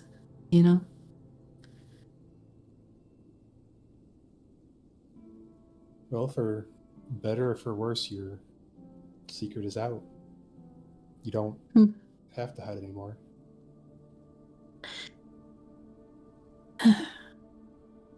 Yeah, let's hope I don't end up regretting that. Well, But if anybody has a problem with it, they have 5 very...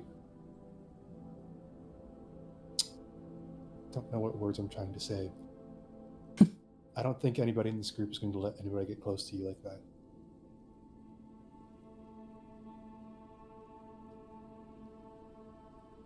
I don't know if I've told you yet or not, but, outside of Saul and my family, my parents, you guys are kind of the closest thing I have to friends or family. I would do a lot to protect y'all. And I really appreciate the thought of that being reciprocated.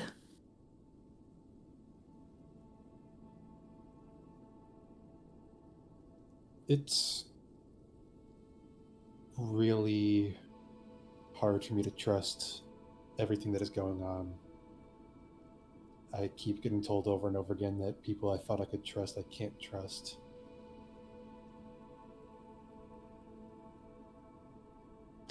But, I mean,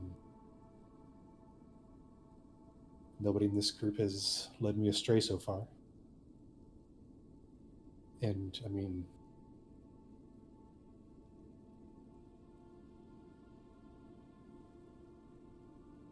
I want you to be able to be who you are.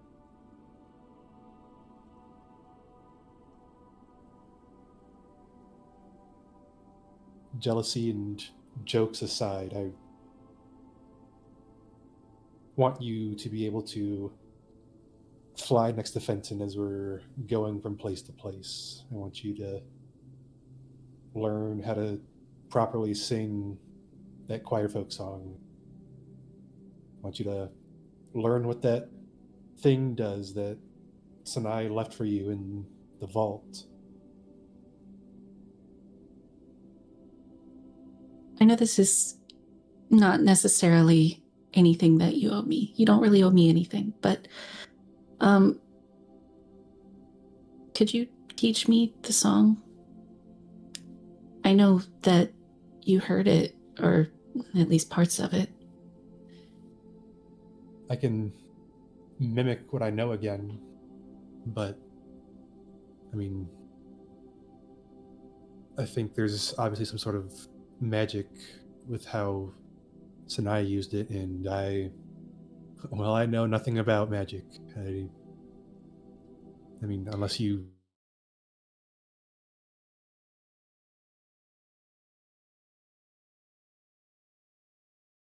I don't think that really counts, but I can sing it again for you, if that's what you want. Yeah, let's figure this out together. I think that would be a nice change of pace. And Chain is going to try and mimic that song again. I don't know why I'm rolling 2. 1. Not bad. That is a dirty 20. Whew. Do I need to roll in order to see if I am able to learn it?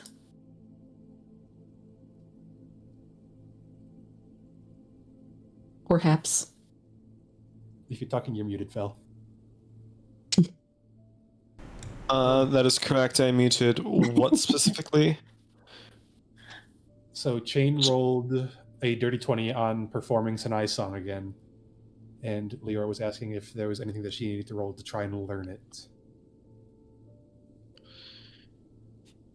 Try and learn it. It comes naturally to you. The vibrations and reverberations of Sanai's voice that you heard, Leora, it flows easily. It's not so much something you feel like that you learn, but know and understand. And with Chain's help, you're able to sing it. It feels natural. And as you're singing and practicing, you feel a kind of vibration in your pocket. She will pause and pull the chimes out of her pocket. The wind chimes, and they hear the vibrations of the voice of this song, this choir that you're singing. They knock against each other. They rattle and kind of dance in the power behind your voice. And they, too, exude kind of like an amplifier, this same song.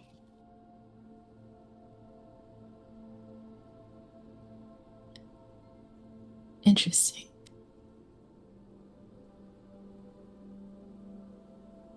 What do you think it does?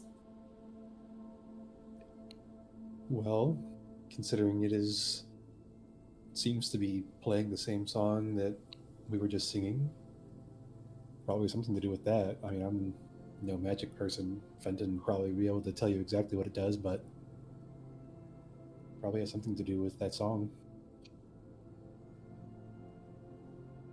I think the next time that we're all gathered in one place with a few minutes to breathe, we can ask them about it. Oh, I have. You do notice that. Sorry. As you're singing, the motions kind of like those hand crank clockwork mechanisms. It begins to slide and almost fold in places until it appears to be sort of one edge is concave on the side, and looks almost like a puzzle piece, but one part of a sphere. 1/3 of some sort of sphere. It sort of curls up, folds in response to this sound.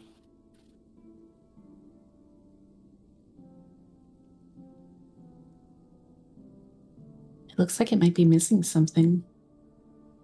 Or maybe isn't quite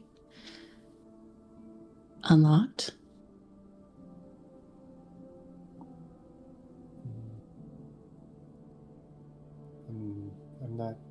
I'm not sure.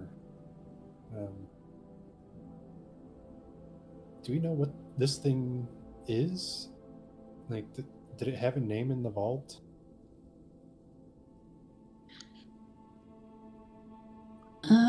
Was it told to me or was it written anywhere? Called Daedalus' Wind Chime. Phil, I would like to do a history check now that I have attunement to this fancy dagger. Yep. Go ahead.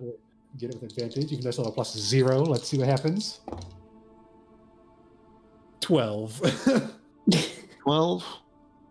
You know that Daedalus was a famous inventor, but you're not sure where, how, or why he comes up in your mind. Chain just goes, I don't know how or why I know this, but I think Roll an Arcana check as well. Arcana. That's just flat, right? Yeah, it's just flat. Yeah. 5. Oh boy. No. The other thing you do remember is that the tower that was made in the arena you just fought in was called Daedalus' Clock Tower. That was the name of the tournament, the arena that was made. The arena itself, or the towers that we were in prior to The towers that you were in prior to it. The Daedalus' Clock Tower. Yes. Yeah, James go, I don't know how or why I know this, but Daedalus was a famous inventor. That tower that we were in the arena before that last fight, I believe that was also called the Daedalus' Clock Tower.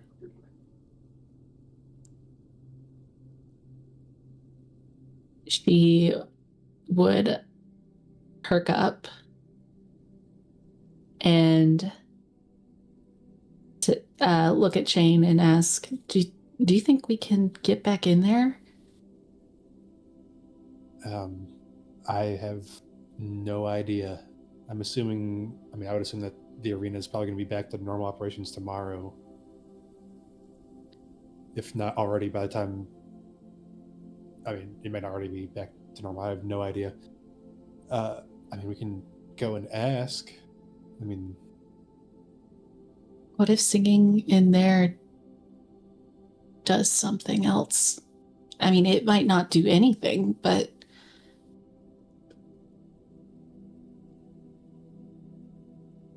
maybe we can find something out about it.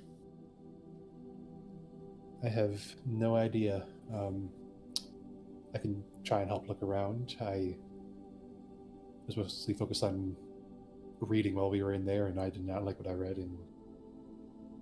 But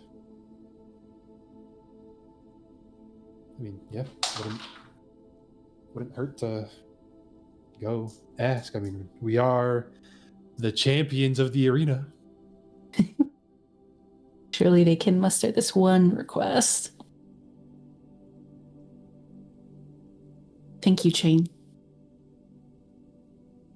Of course. And as far as the cave, that wasn't my brightest moment. The scars and the tattoos, I don't know if there's really anything that you can do to help. It's kind of done at this point. What's done is done. The scars are there, the tattoos are there. I know maybe like one or two of these runes just from seeing my parents' notebooks, but I don't understand any of them. And you see kind of like he holds up his hand and the sleeve of his robe kind of falls down a little bit, showing kind of more along his wrist and the top of the beginning of his forearm. Fel, since I have the rune shaper feat, would I be able to read them? Go ahead, give me an Arcana check. With advantage since you have the feat. That is too. You know that runes were a type of magic developed the explicit purpose of originally controlling, or at least runes inscribed. Runes themselves are a branch of magic, but runic tattoos were used often on giants or basically bears that have been mutated by magic, by the same as soldiers' guards and all of that. Something similar has been done to Chain. By reading them, you get the impression that since you rolled above a 20, a lot of it is an attempt to break the curses on Chain. Most of them are attempting to try to either dispel, protect, undo the curses of another god. The two things that you note are the runes aren't attempting to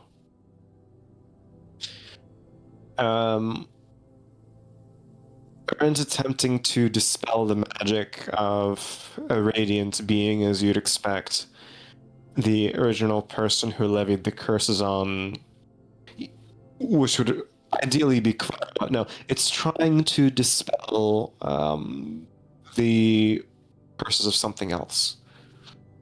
You get the impression that whatever this thing was trying to counter, it was not the magic of an angel.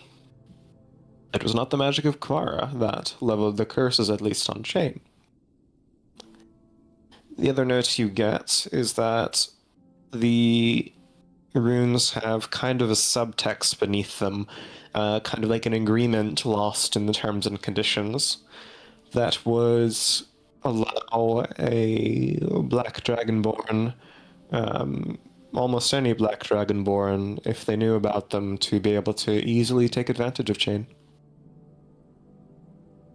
Subvert his will and actions to whatever individual desires.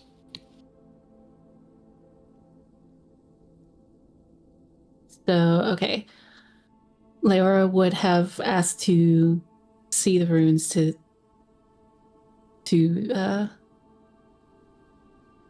if she could gather any information. Chain would have undone the robe and slid it off of the top half of his body to let Leora be the first to see the full picture of anybody in the group, of not only what's on his arms and on his throat, but also what is on his back.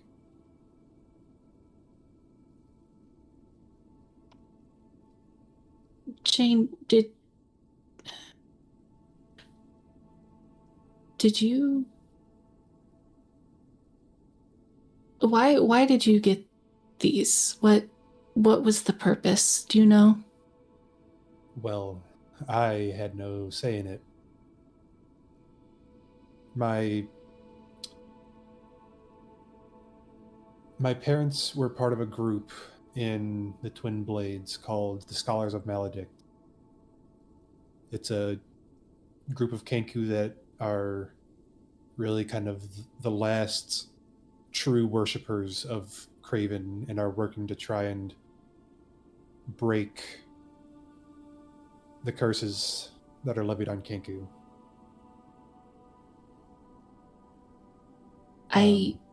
At one point or another, a mage from the Lyceum Draconis by the name of Oxlitny got involved and got in my parents' ears.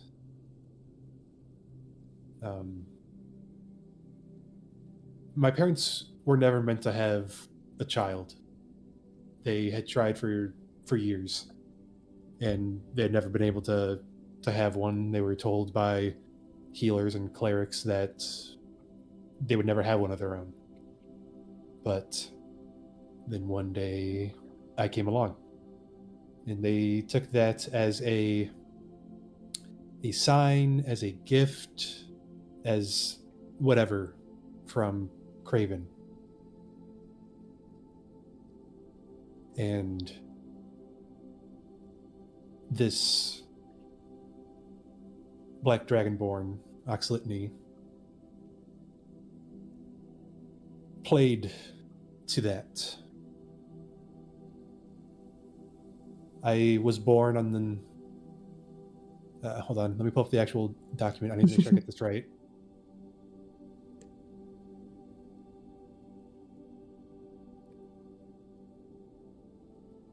I hatched on the first moon day of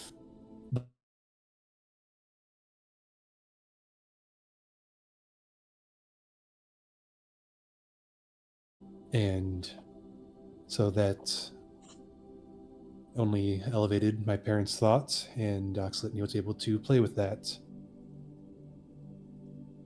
The trials or experiments started small, standing in a circle, holding some things. But as I got older and the more time they spent with Oxlitney, it got more intense. I would have to have feathers plucked to make room for runes to be painted on me. But, I mean, clearly nothing ever worked. They tried many different things they tried different times of year, they tried different combinations. They settled on my hatch day being the best day to try because that is, well, the day that their miracle and gift came to them. They went so far as to start calling me Craven. They believed I was going to be some vessel or second coming of him.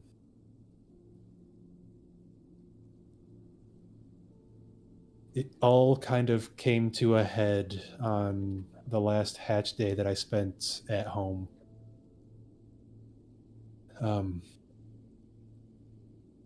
Apparently, they thought that permanence was the issue, that the curses were levied because Craven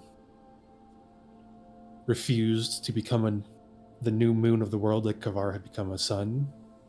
So maybe if what was done was permanent, then that,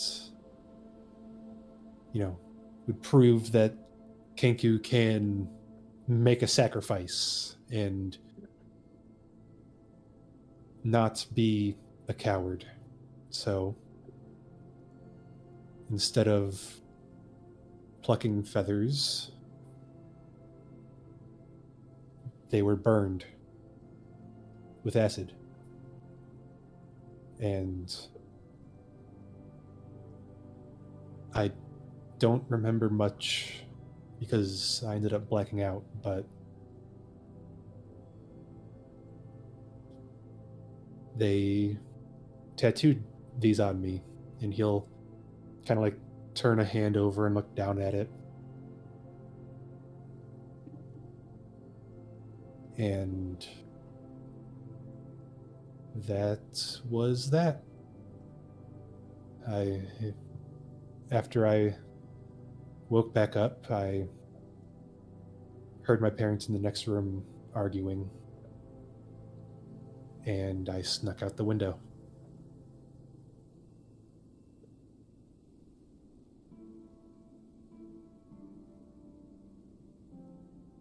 Leora No. would grab his hand and just kind of gently cradle it in hers.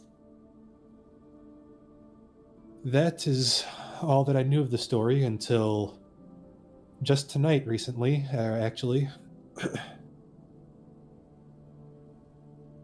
Ishka told me, or I guess didn't specifically tell me, but heavily suggested that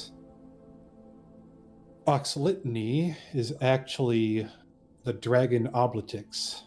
And you'll hear that when he says Oblitix, he speaks in a new voice that you haven't heard before.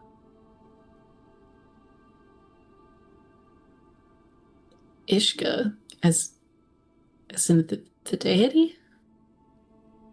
Yes, the dagger that I took from the vault has Ishka trapped inside of it.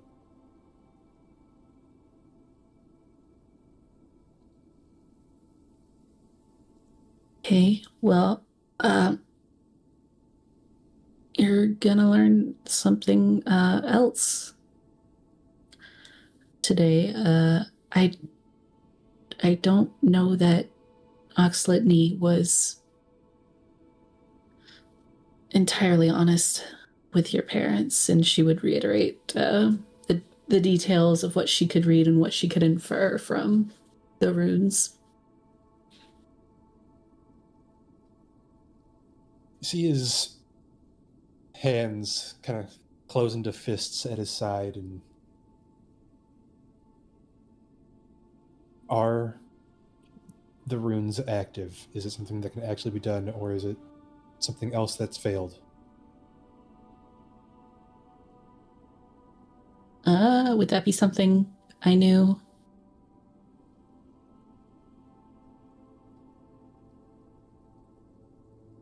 Bill.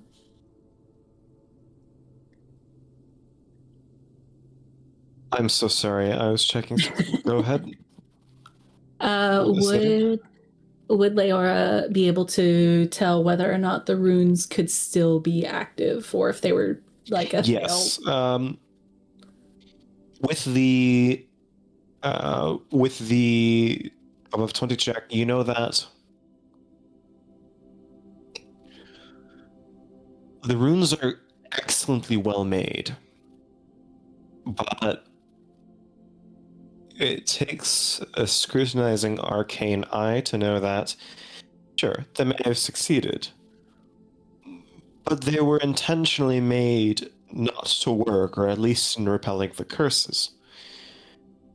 They were meant to fail, except for the little subtext beneath that allowed Litany, or whoever he is, to take control of Jane. But so those runes are active. So, like, that's something that could happen. Is Yes. kind of what Jane was Yeah. telling They're Leora. still active.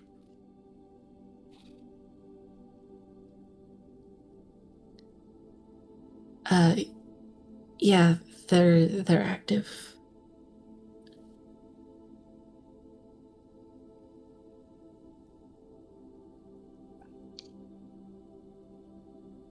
See Jane kind of. He looks away as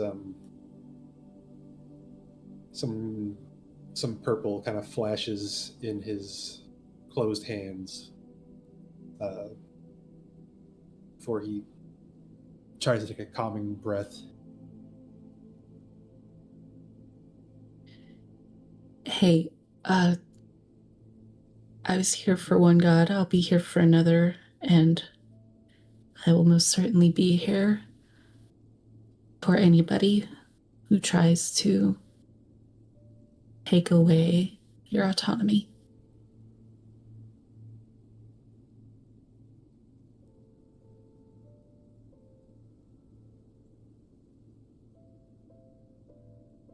The question now is, why do I still have my autonomy? I'd stayed away from him for 3 years, but we ran into him in Curus. Why did he let me leave again? What does I was shining. Oxlitny or Oblitix or whatever, whoever he is, why?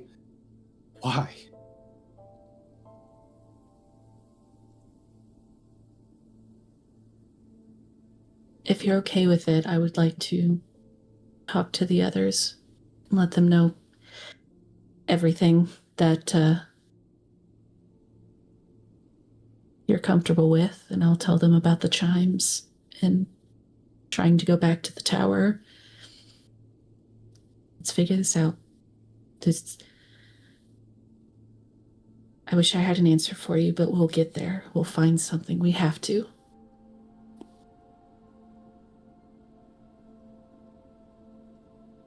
These runes, can only Oxlitny do it, or is it all Dragonborn? All Black Dragonborn, I think. I can't even go to the Lyceum then.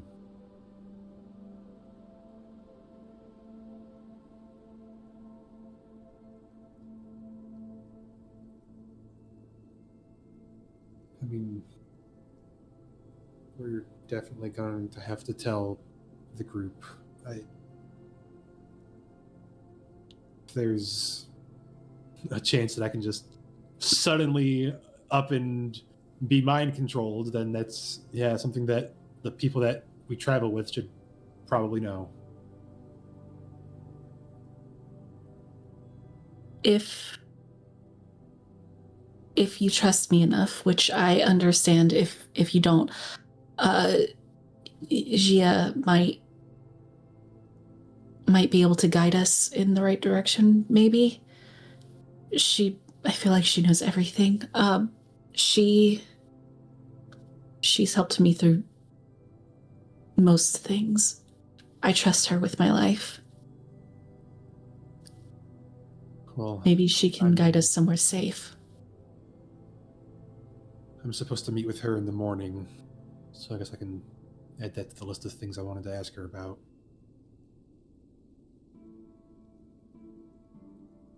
Even if she doesn't, we've got a small crowd of people. We'll figure something out.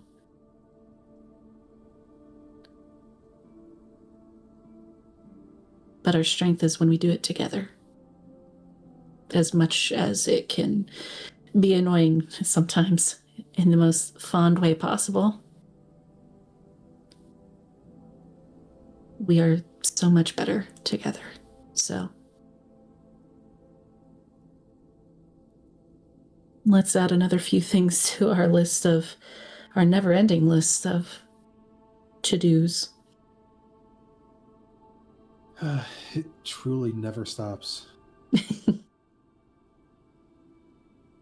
I thought that tonight would be a nice, relaxing night, you know, relax in a nice, cozy inn. Then Ishka drops bombshells on me. Now this, I mean, I don't blame you. I would much rather know than not, but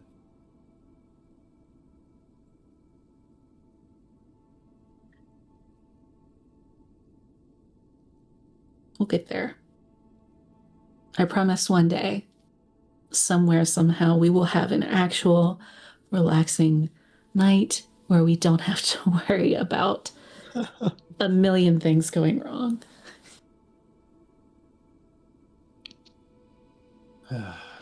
I sure hope so.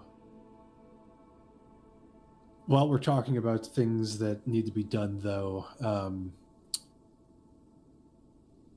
we're eventually going to have to probably try and hunt down Oxlitney because Gashgal is after him, and the way to get Ishka out of this blade is to let Gashgal slap it with an axe. And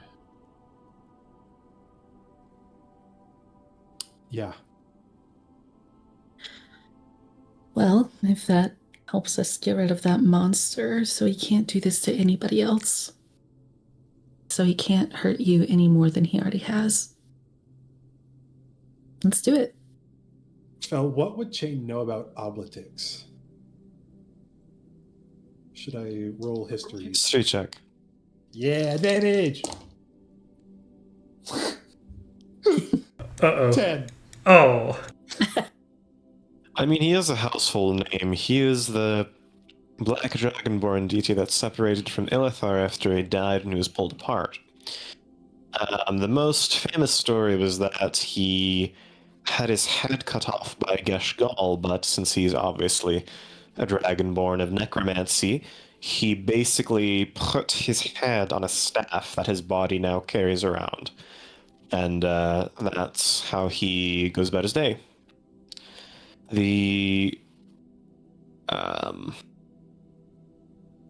He's a DC of spite and bitterness and sort of long-lasting feuds and grudges. That's all you really know about him with the 10. Yeah, so He's very, very evil. Chain will just go, well, the problem is going to be with getting him to stay dead, because I'm pretty sure Gashgal has killed him once already, and he just decided to put his head on a staff and carry it around. Don't know why so many gods are fucking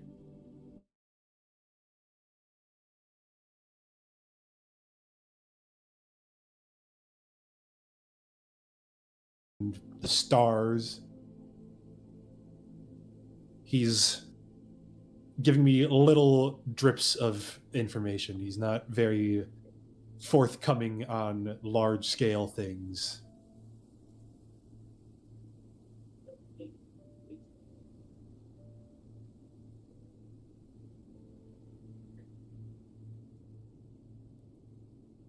At least not so far. You know, maybe if I go pretty the dagger up tomorrow for him, he'll give me something else. I would say he's vain, but I suppose I can expect no less from a deity. Most of them, anyway. Yeah, unfortunately, that means I now have at least 2 deities listening to everything in my head. Although he, like, slightly hinted that he dealt with Beltane a little bit, but I'm not entirely sure what that means for me. Yeah, he does not like Beltane. So, I mean, at least I have that going for me. Well, as far as I'm concerned at the moment, that could always change, but he seems to be more on our side than not. Oh, no, trust me. And Shane is going to mimic Ishka's words that he said about Beltane and about that if she's still listening, that she's a bitch, and him calling her a cunt and all that. He just mimics all of Ishka's words about Beltane. Oh, yeah. I can't say that he's wrong. Can't say that I disagree.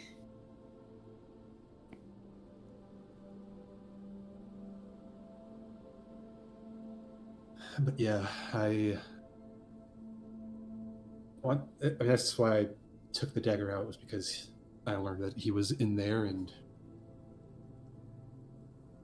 he suggested that there was something important about the dagger itself, that it might be like some historical blade, but I didn't know anything about it. Thinking back now, Fel, with now being attuned to the bookmark, is there anything that Jane can miraculously know about the bookmark? Roll history check. Come on, big money! Again? 8! No, nothing's coming to mind. God damn it, I'm putting these dice in jail. These dice are in timeout. Yeah. So yeah, Jane will just go, there's nothing I can... There's nothing that I could personally tell about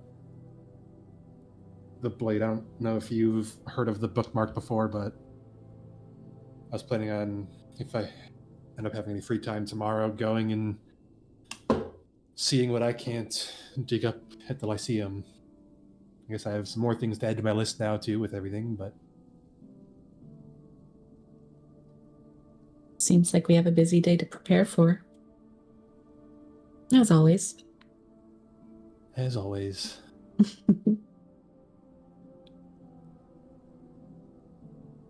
And Chain will put his robe back on fully, put his arms back to the sleeves and cover up all the tattoos other than the ones that are on his hands and across his throat, because he has nothing to cover that at the moment. That's all back in his room.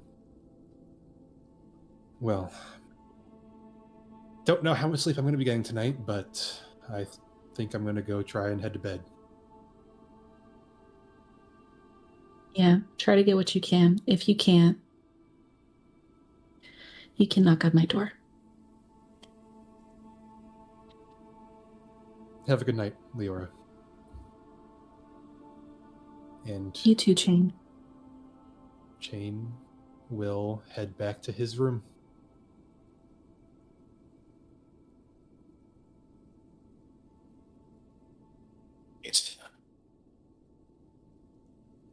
Next in line.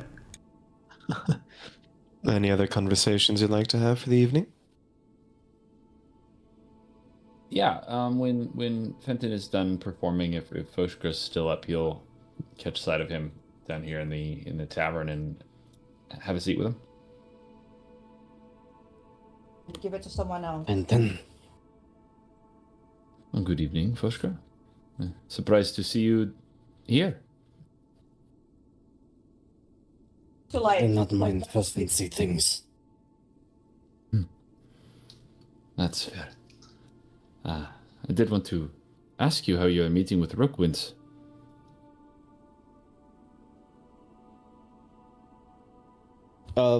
Just a side note, you'll probably notice he's like holding the staff he took from the vault, kind of like ringing it a little bit as he's been sitting there thinking.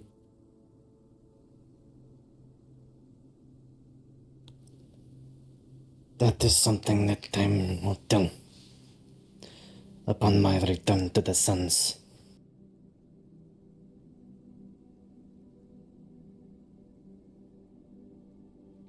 You figure it was worth our time then, the tournament.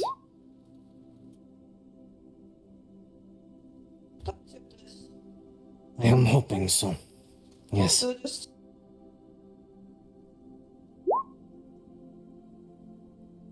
Good. I know we have much to do, but I am eager to get back to the sands as well, as I imagine you are.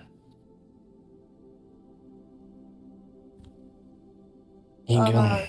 Yes. To be home.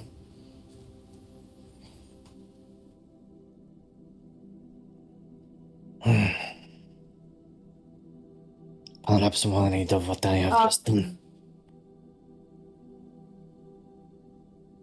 What was that? no. Perhaps worried of what I have just done. And why might that be? In regards to what specifically?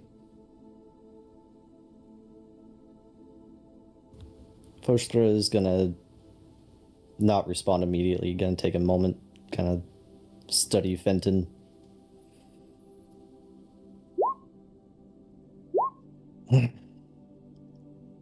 You are a cool student.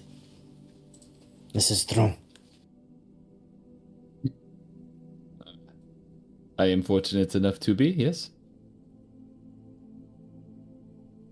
I cannot say I have given you the opportunity to prove it beyond our first exchange. Yeah, I will admit I don't think I've spoken to you as much as I probably should have as a keeper. The fault is my own.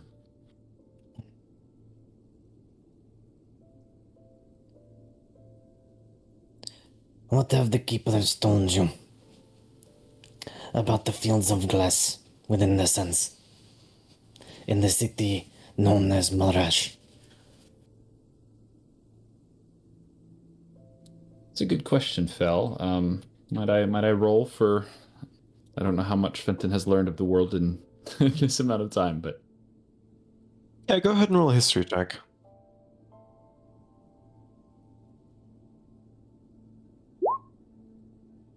And you're asking about... Fenton's knowledge of the city of glass. Yep. It was once known as Mirage and used to be called an kind of an oasis that would take travelers. It had a few different arcanists who would basically cast illusions in the sand. It's not Wisconsin. They would cast illusions in the sand to lead people who are either lost or in parts of the desert where it's easy to get lost, and basically point to the city of Mirage. So Mirage used to actually be a thing. But at one point, it was burned down by an individual who was a half-dragon, and it took many different head witches and sorcerers to actually stop and chain him down. But it's now called the City of Broken Glass because so much heat and flames were espoused that day that it basically turned a lot of the sand to glass and to ash. It's kind of a black, sanded part of the desert where there is glass on the ground. It's very sharp and difficult to traverse. The reason it's still of relevance is because this wizard or individual, not quite sure who that was, trapped down there, basically with the anger that it espouses, heats up the main furnaces that all of the forges and metals are made. And in the City of Broken Glass, it enchants the weapons that are made there with a little bit more sharpness and occasionally some fire. So it's now a place where a lot of armor or weapons are smelted and made in the forges powered by this individual. I have a cursory understanding of much of the sands. I took some time to research them, but Mirage was particularly fascinating. I am aware of the,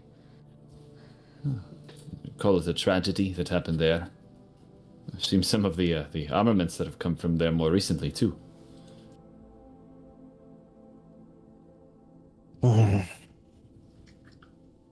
Before Foshker continues, he's going to look around the inn at the crowd and the others there.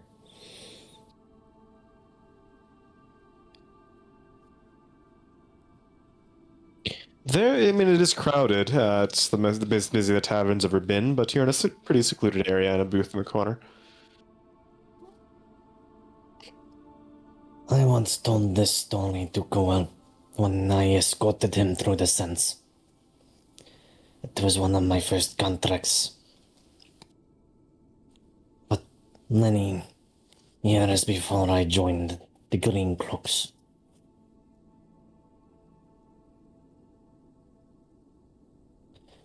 He wanted to go to Broken Glass.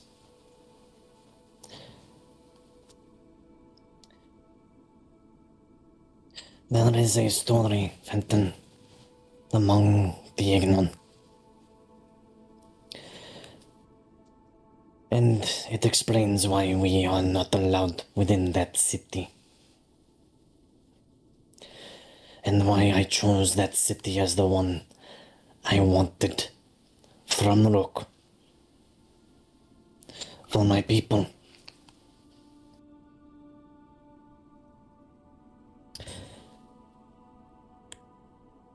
For every Ignon who sits around the fires when they are their skins soft. The elders say that if Ignon were to ever cross those gates, were to ever touch the bound one, I don't really like. and I our don't really like Yirash would join with him, return him to the fire that turned sand to glass. And with his return, he would burn the child races and return the lands to the folk and the Ignon, and repay I think Cardi's the one that. every pain,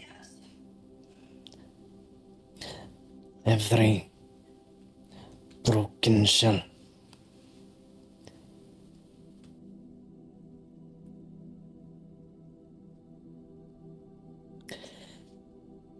This was his staff, Fenton.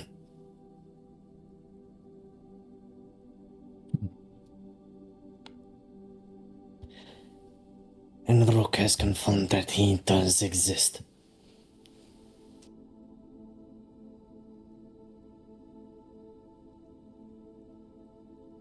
So you have his staff, and you are en route to have his city. What are your plans, should the men be there?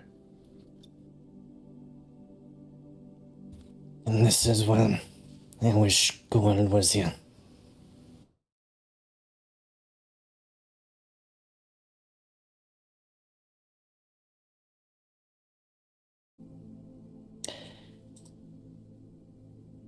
Confirmation that this new path that I walk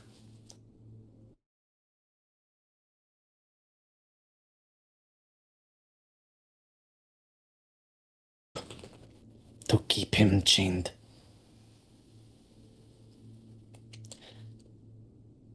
To not see him free.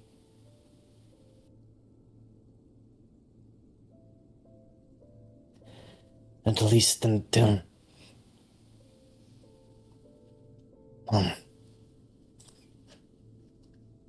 maybe never, depending.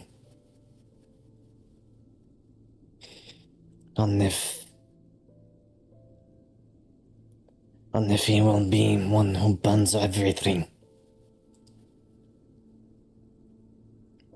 and dooms us all.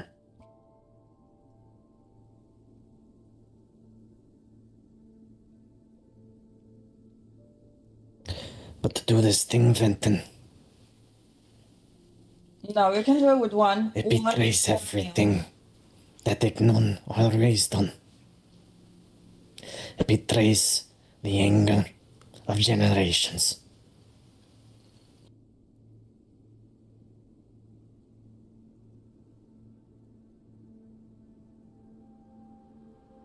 Consider that mere days ago, we had the opportunity to watch the city we are in now burn to nothing.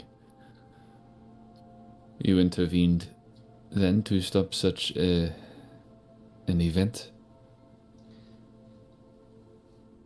I can only hope to fathom the significance of these stories, the prophecies even of your people. But I hope you see good in what we have done so far.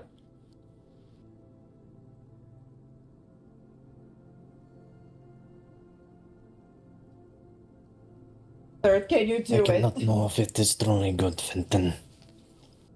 Until the path is fully burned, and I see the ashes upon which I tread.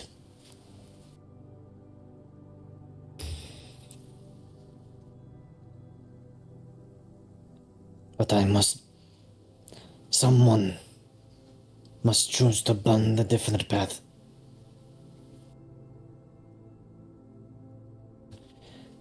At least that is what Goel... At least I think Goel was trying to tell me all those years ago in the sense. Well, I might not be as eloquent as Kuel, but let it be known that for all of its flaws, I do quite like the world we live in. Unburned, at least.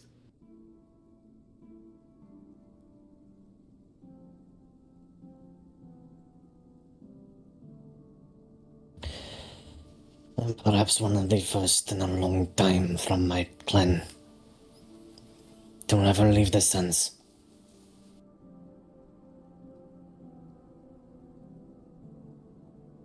We try so hard, Fenton, to hold on to what remains.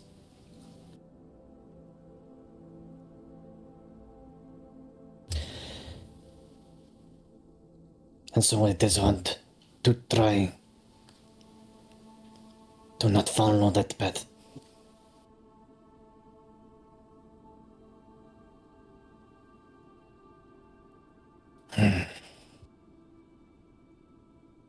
I understand.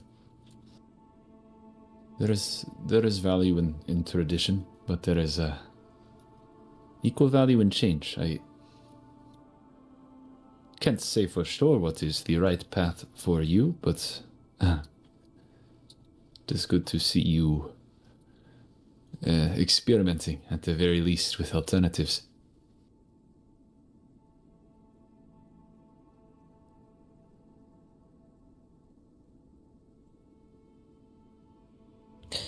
Do you have siblings, Fenton?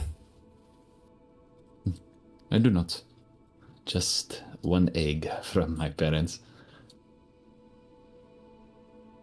It's fair. Perhaps you will not understand.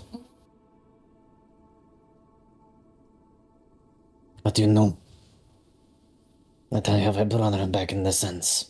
I have said this, yes. Yes, absolutely.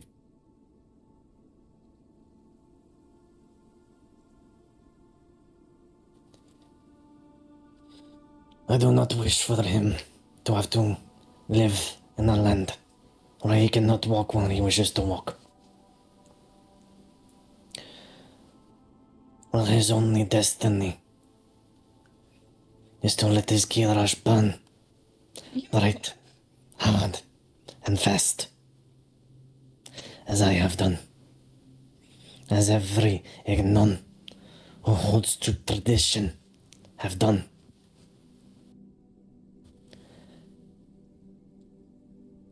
And I have seen the price It has cost us less than 200 of Foshkara. No, but other Remain. people know. Other people. Unless every Yeah, burn people know. of the sun.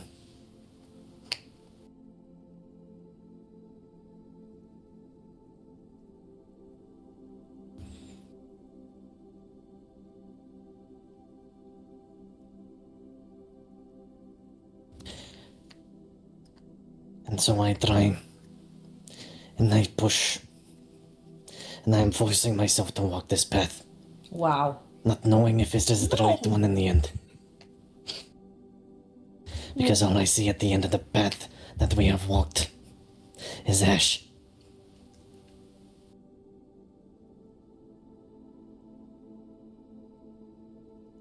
But to walk a new one, That is weird story back on though. 'Cause tradition. I would care why. Though. betray teachings.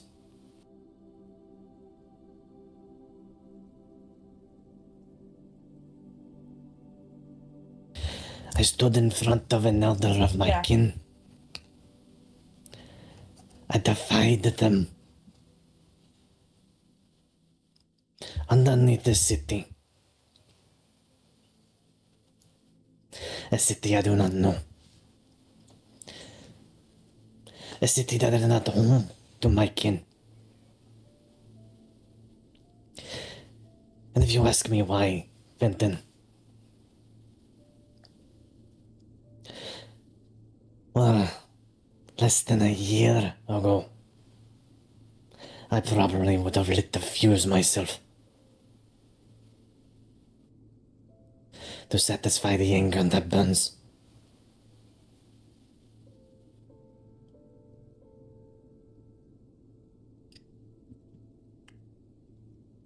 But tell me, what would have happened to the folk that remain if the rest of the people who live on the land found out that it was Terran, that it was folk who killed so many? What would have happened to those who remain, Fenton? It's clear, isn't it? Retaliation for a great wrongdoing does not bring comfort in the end. And retaliation would be met with retaliation. Precisely.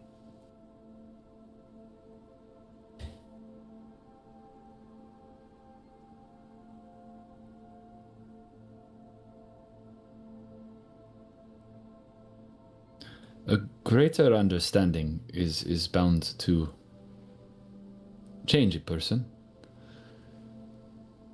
If you feel guilt for behaving differently than your elders may have expected, that is valid, that is a conviction, and it is true in you, but to find a new understanding, at least to pursue one, is a noble thing.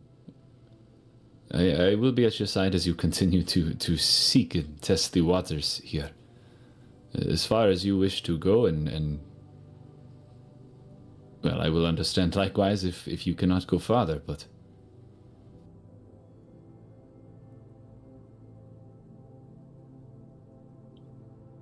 I have already changed the path.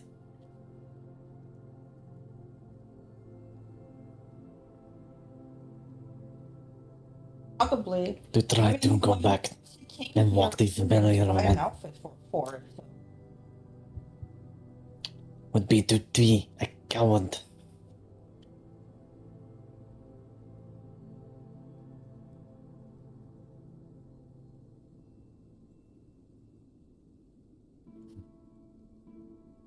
With that bloody armor. Like, I would masquerade, walk it. and then me and Rev.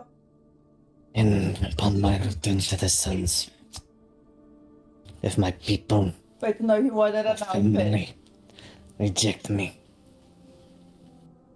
if they hate me for what I am doing,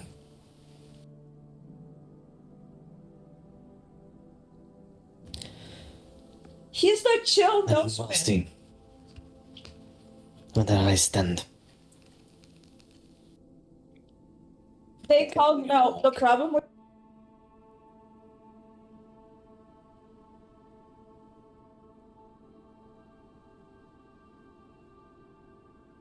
One more time on that last part. What was that? But you didn't hear. Just the last like 3 words. He said, "We will see whether I stand and continue to walk."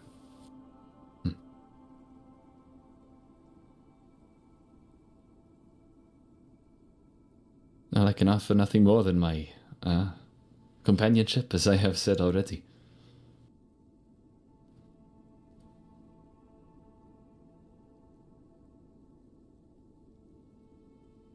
And Fosher just kind of nods his head a little bit. I don't think you need Kuel. He's got a way of clarifying things, but I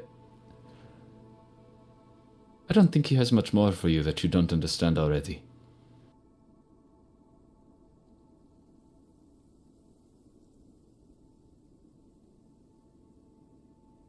There's much more I need to understand.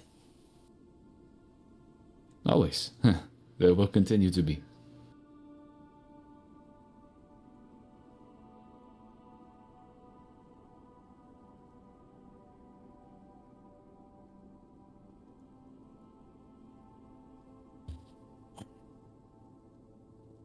oh my!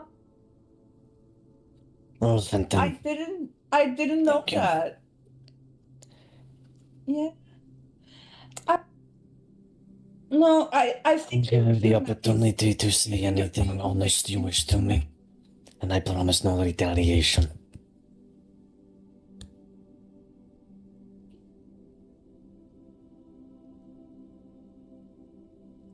In truth, Voshkra, Well, actually, now that you mention it, Fenton will pull out his dagger. I've... trying to complete notes, I've just been reluctant to approach you, as previously mentioned. Would you mind, just for the sake of my own comprehension of this story we are spinning, allowing this dagger to assess you?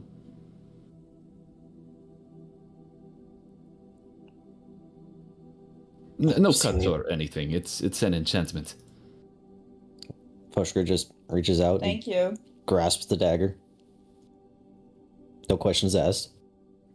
Fenton does not voice the lack of need to touch the dagger, but if I'll use the enchantment on it. I would not have. It shows a faintly shimmering tone of gold.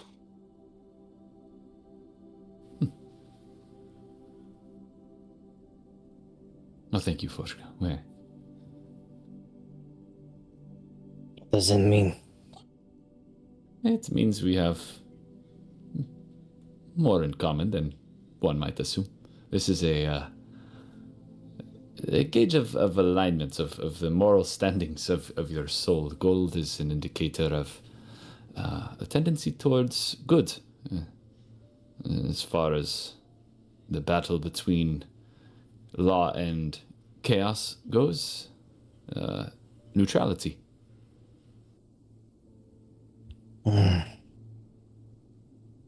I think your dagger might be broken, Fenton.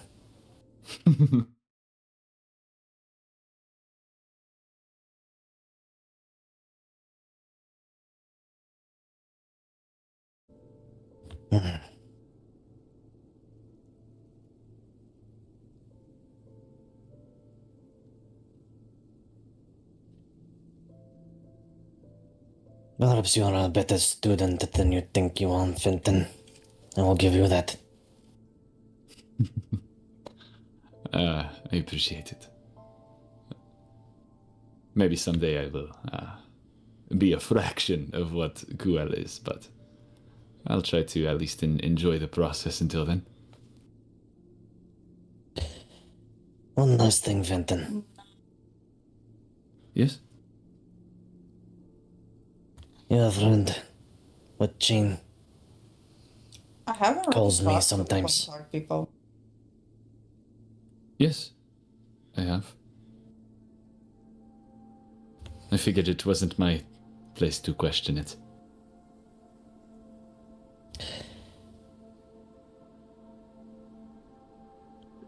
And you still have much to learn about the nun. Who didn't And the know culture of the folk. Why? Oh, I guess people that The names are important to us, Fenton. Fuchkran is the name of my clan. Agsik is the name of my blood.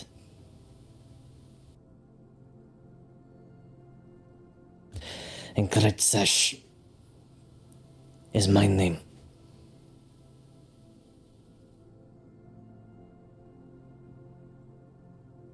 Kritsash.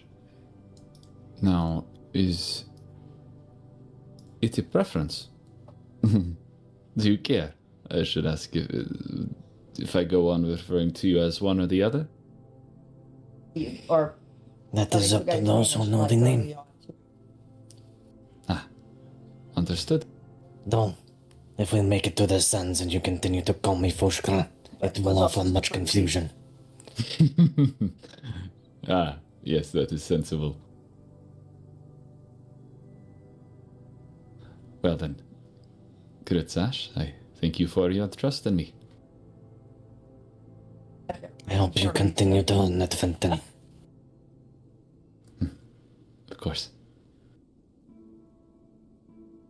And with that, I believe we should I'm literally just sitting in the probably bench. retire. I don't know what the problem is. I'm sure the unexpected and more await us in the morning, yes. I Indeed. was facing the elk and I knew Not to mention there are many eyes in here that keep glancing over. I think you better get used to that one.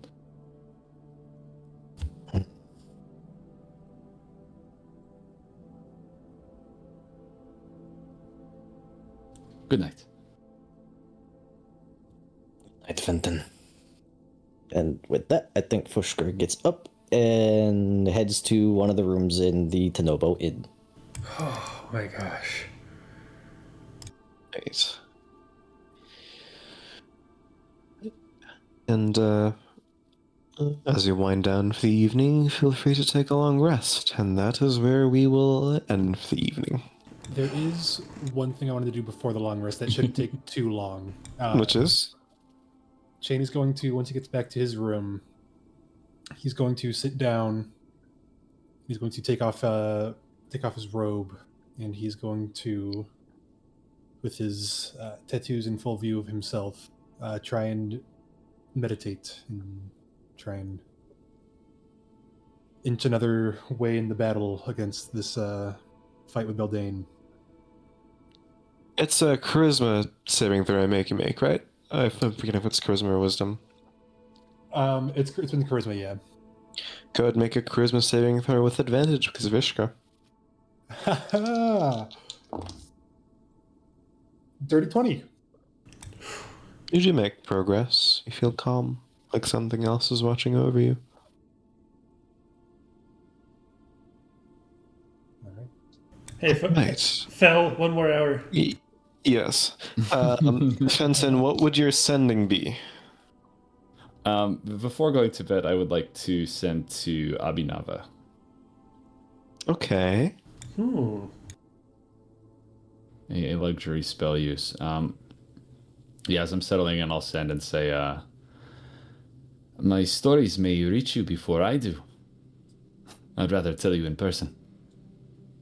Stay safe in Ormtron territory. Your work is important. Miss you.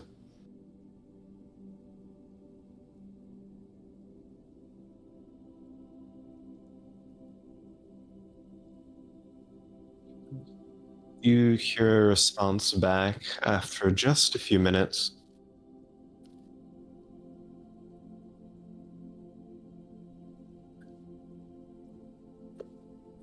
Picked up a new spell there, Feathers. I know you always learn quickly. News also travels fast. See you soon. I miss you.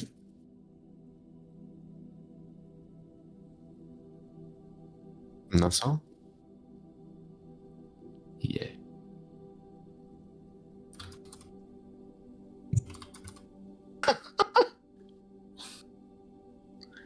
All right. Hey, Fel, Yes? does the spell magic work on the illusion? Let me see.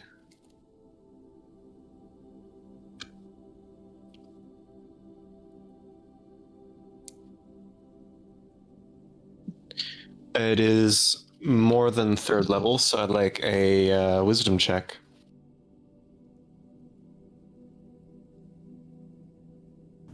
No. It flickers for a moment, but it remains. That's going to affect me in the morning. Okay, that's it. All right. Well, I hope you enjoyed. That was a fun session. Oh my god, so much lore! Stopping No, just- the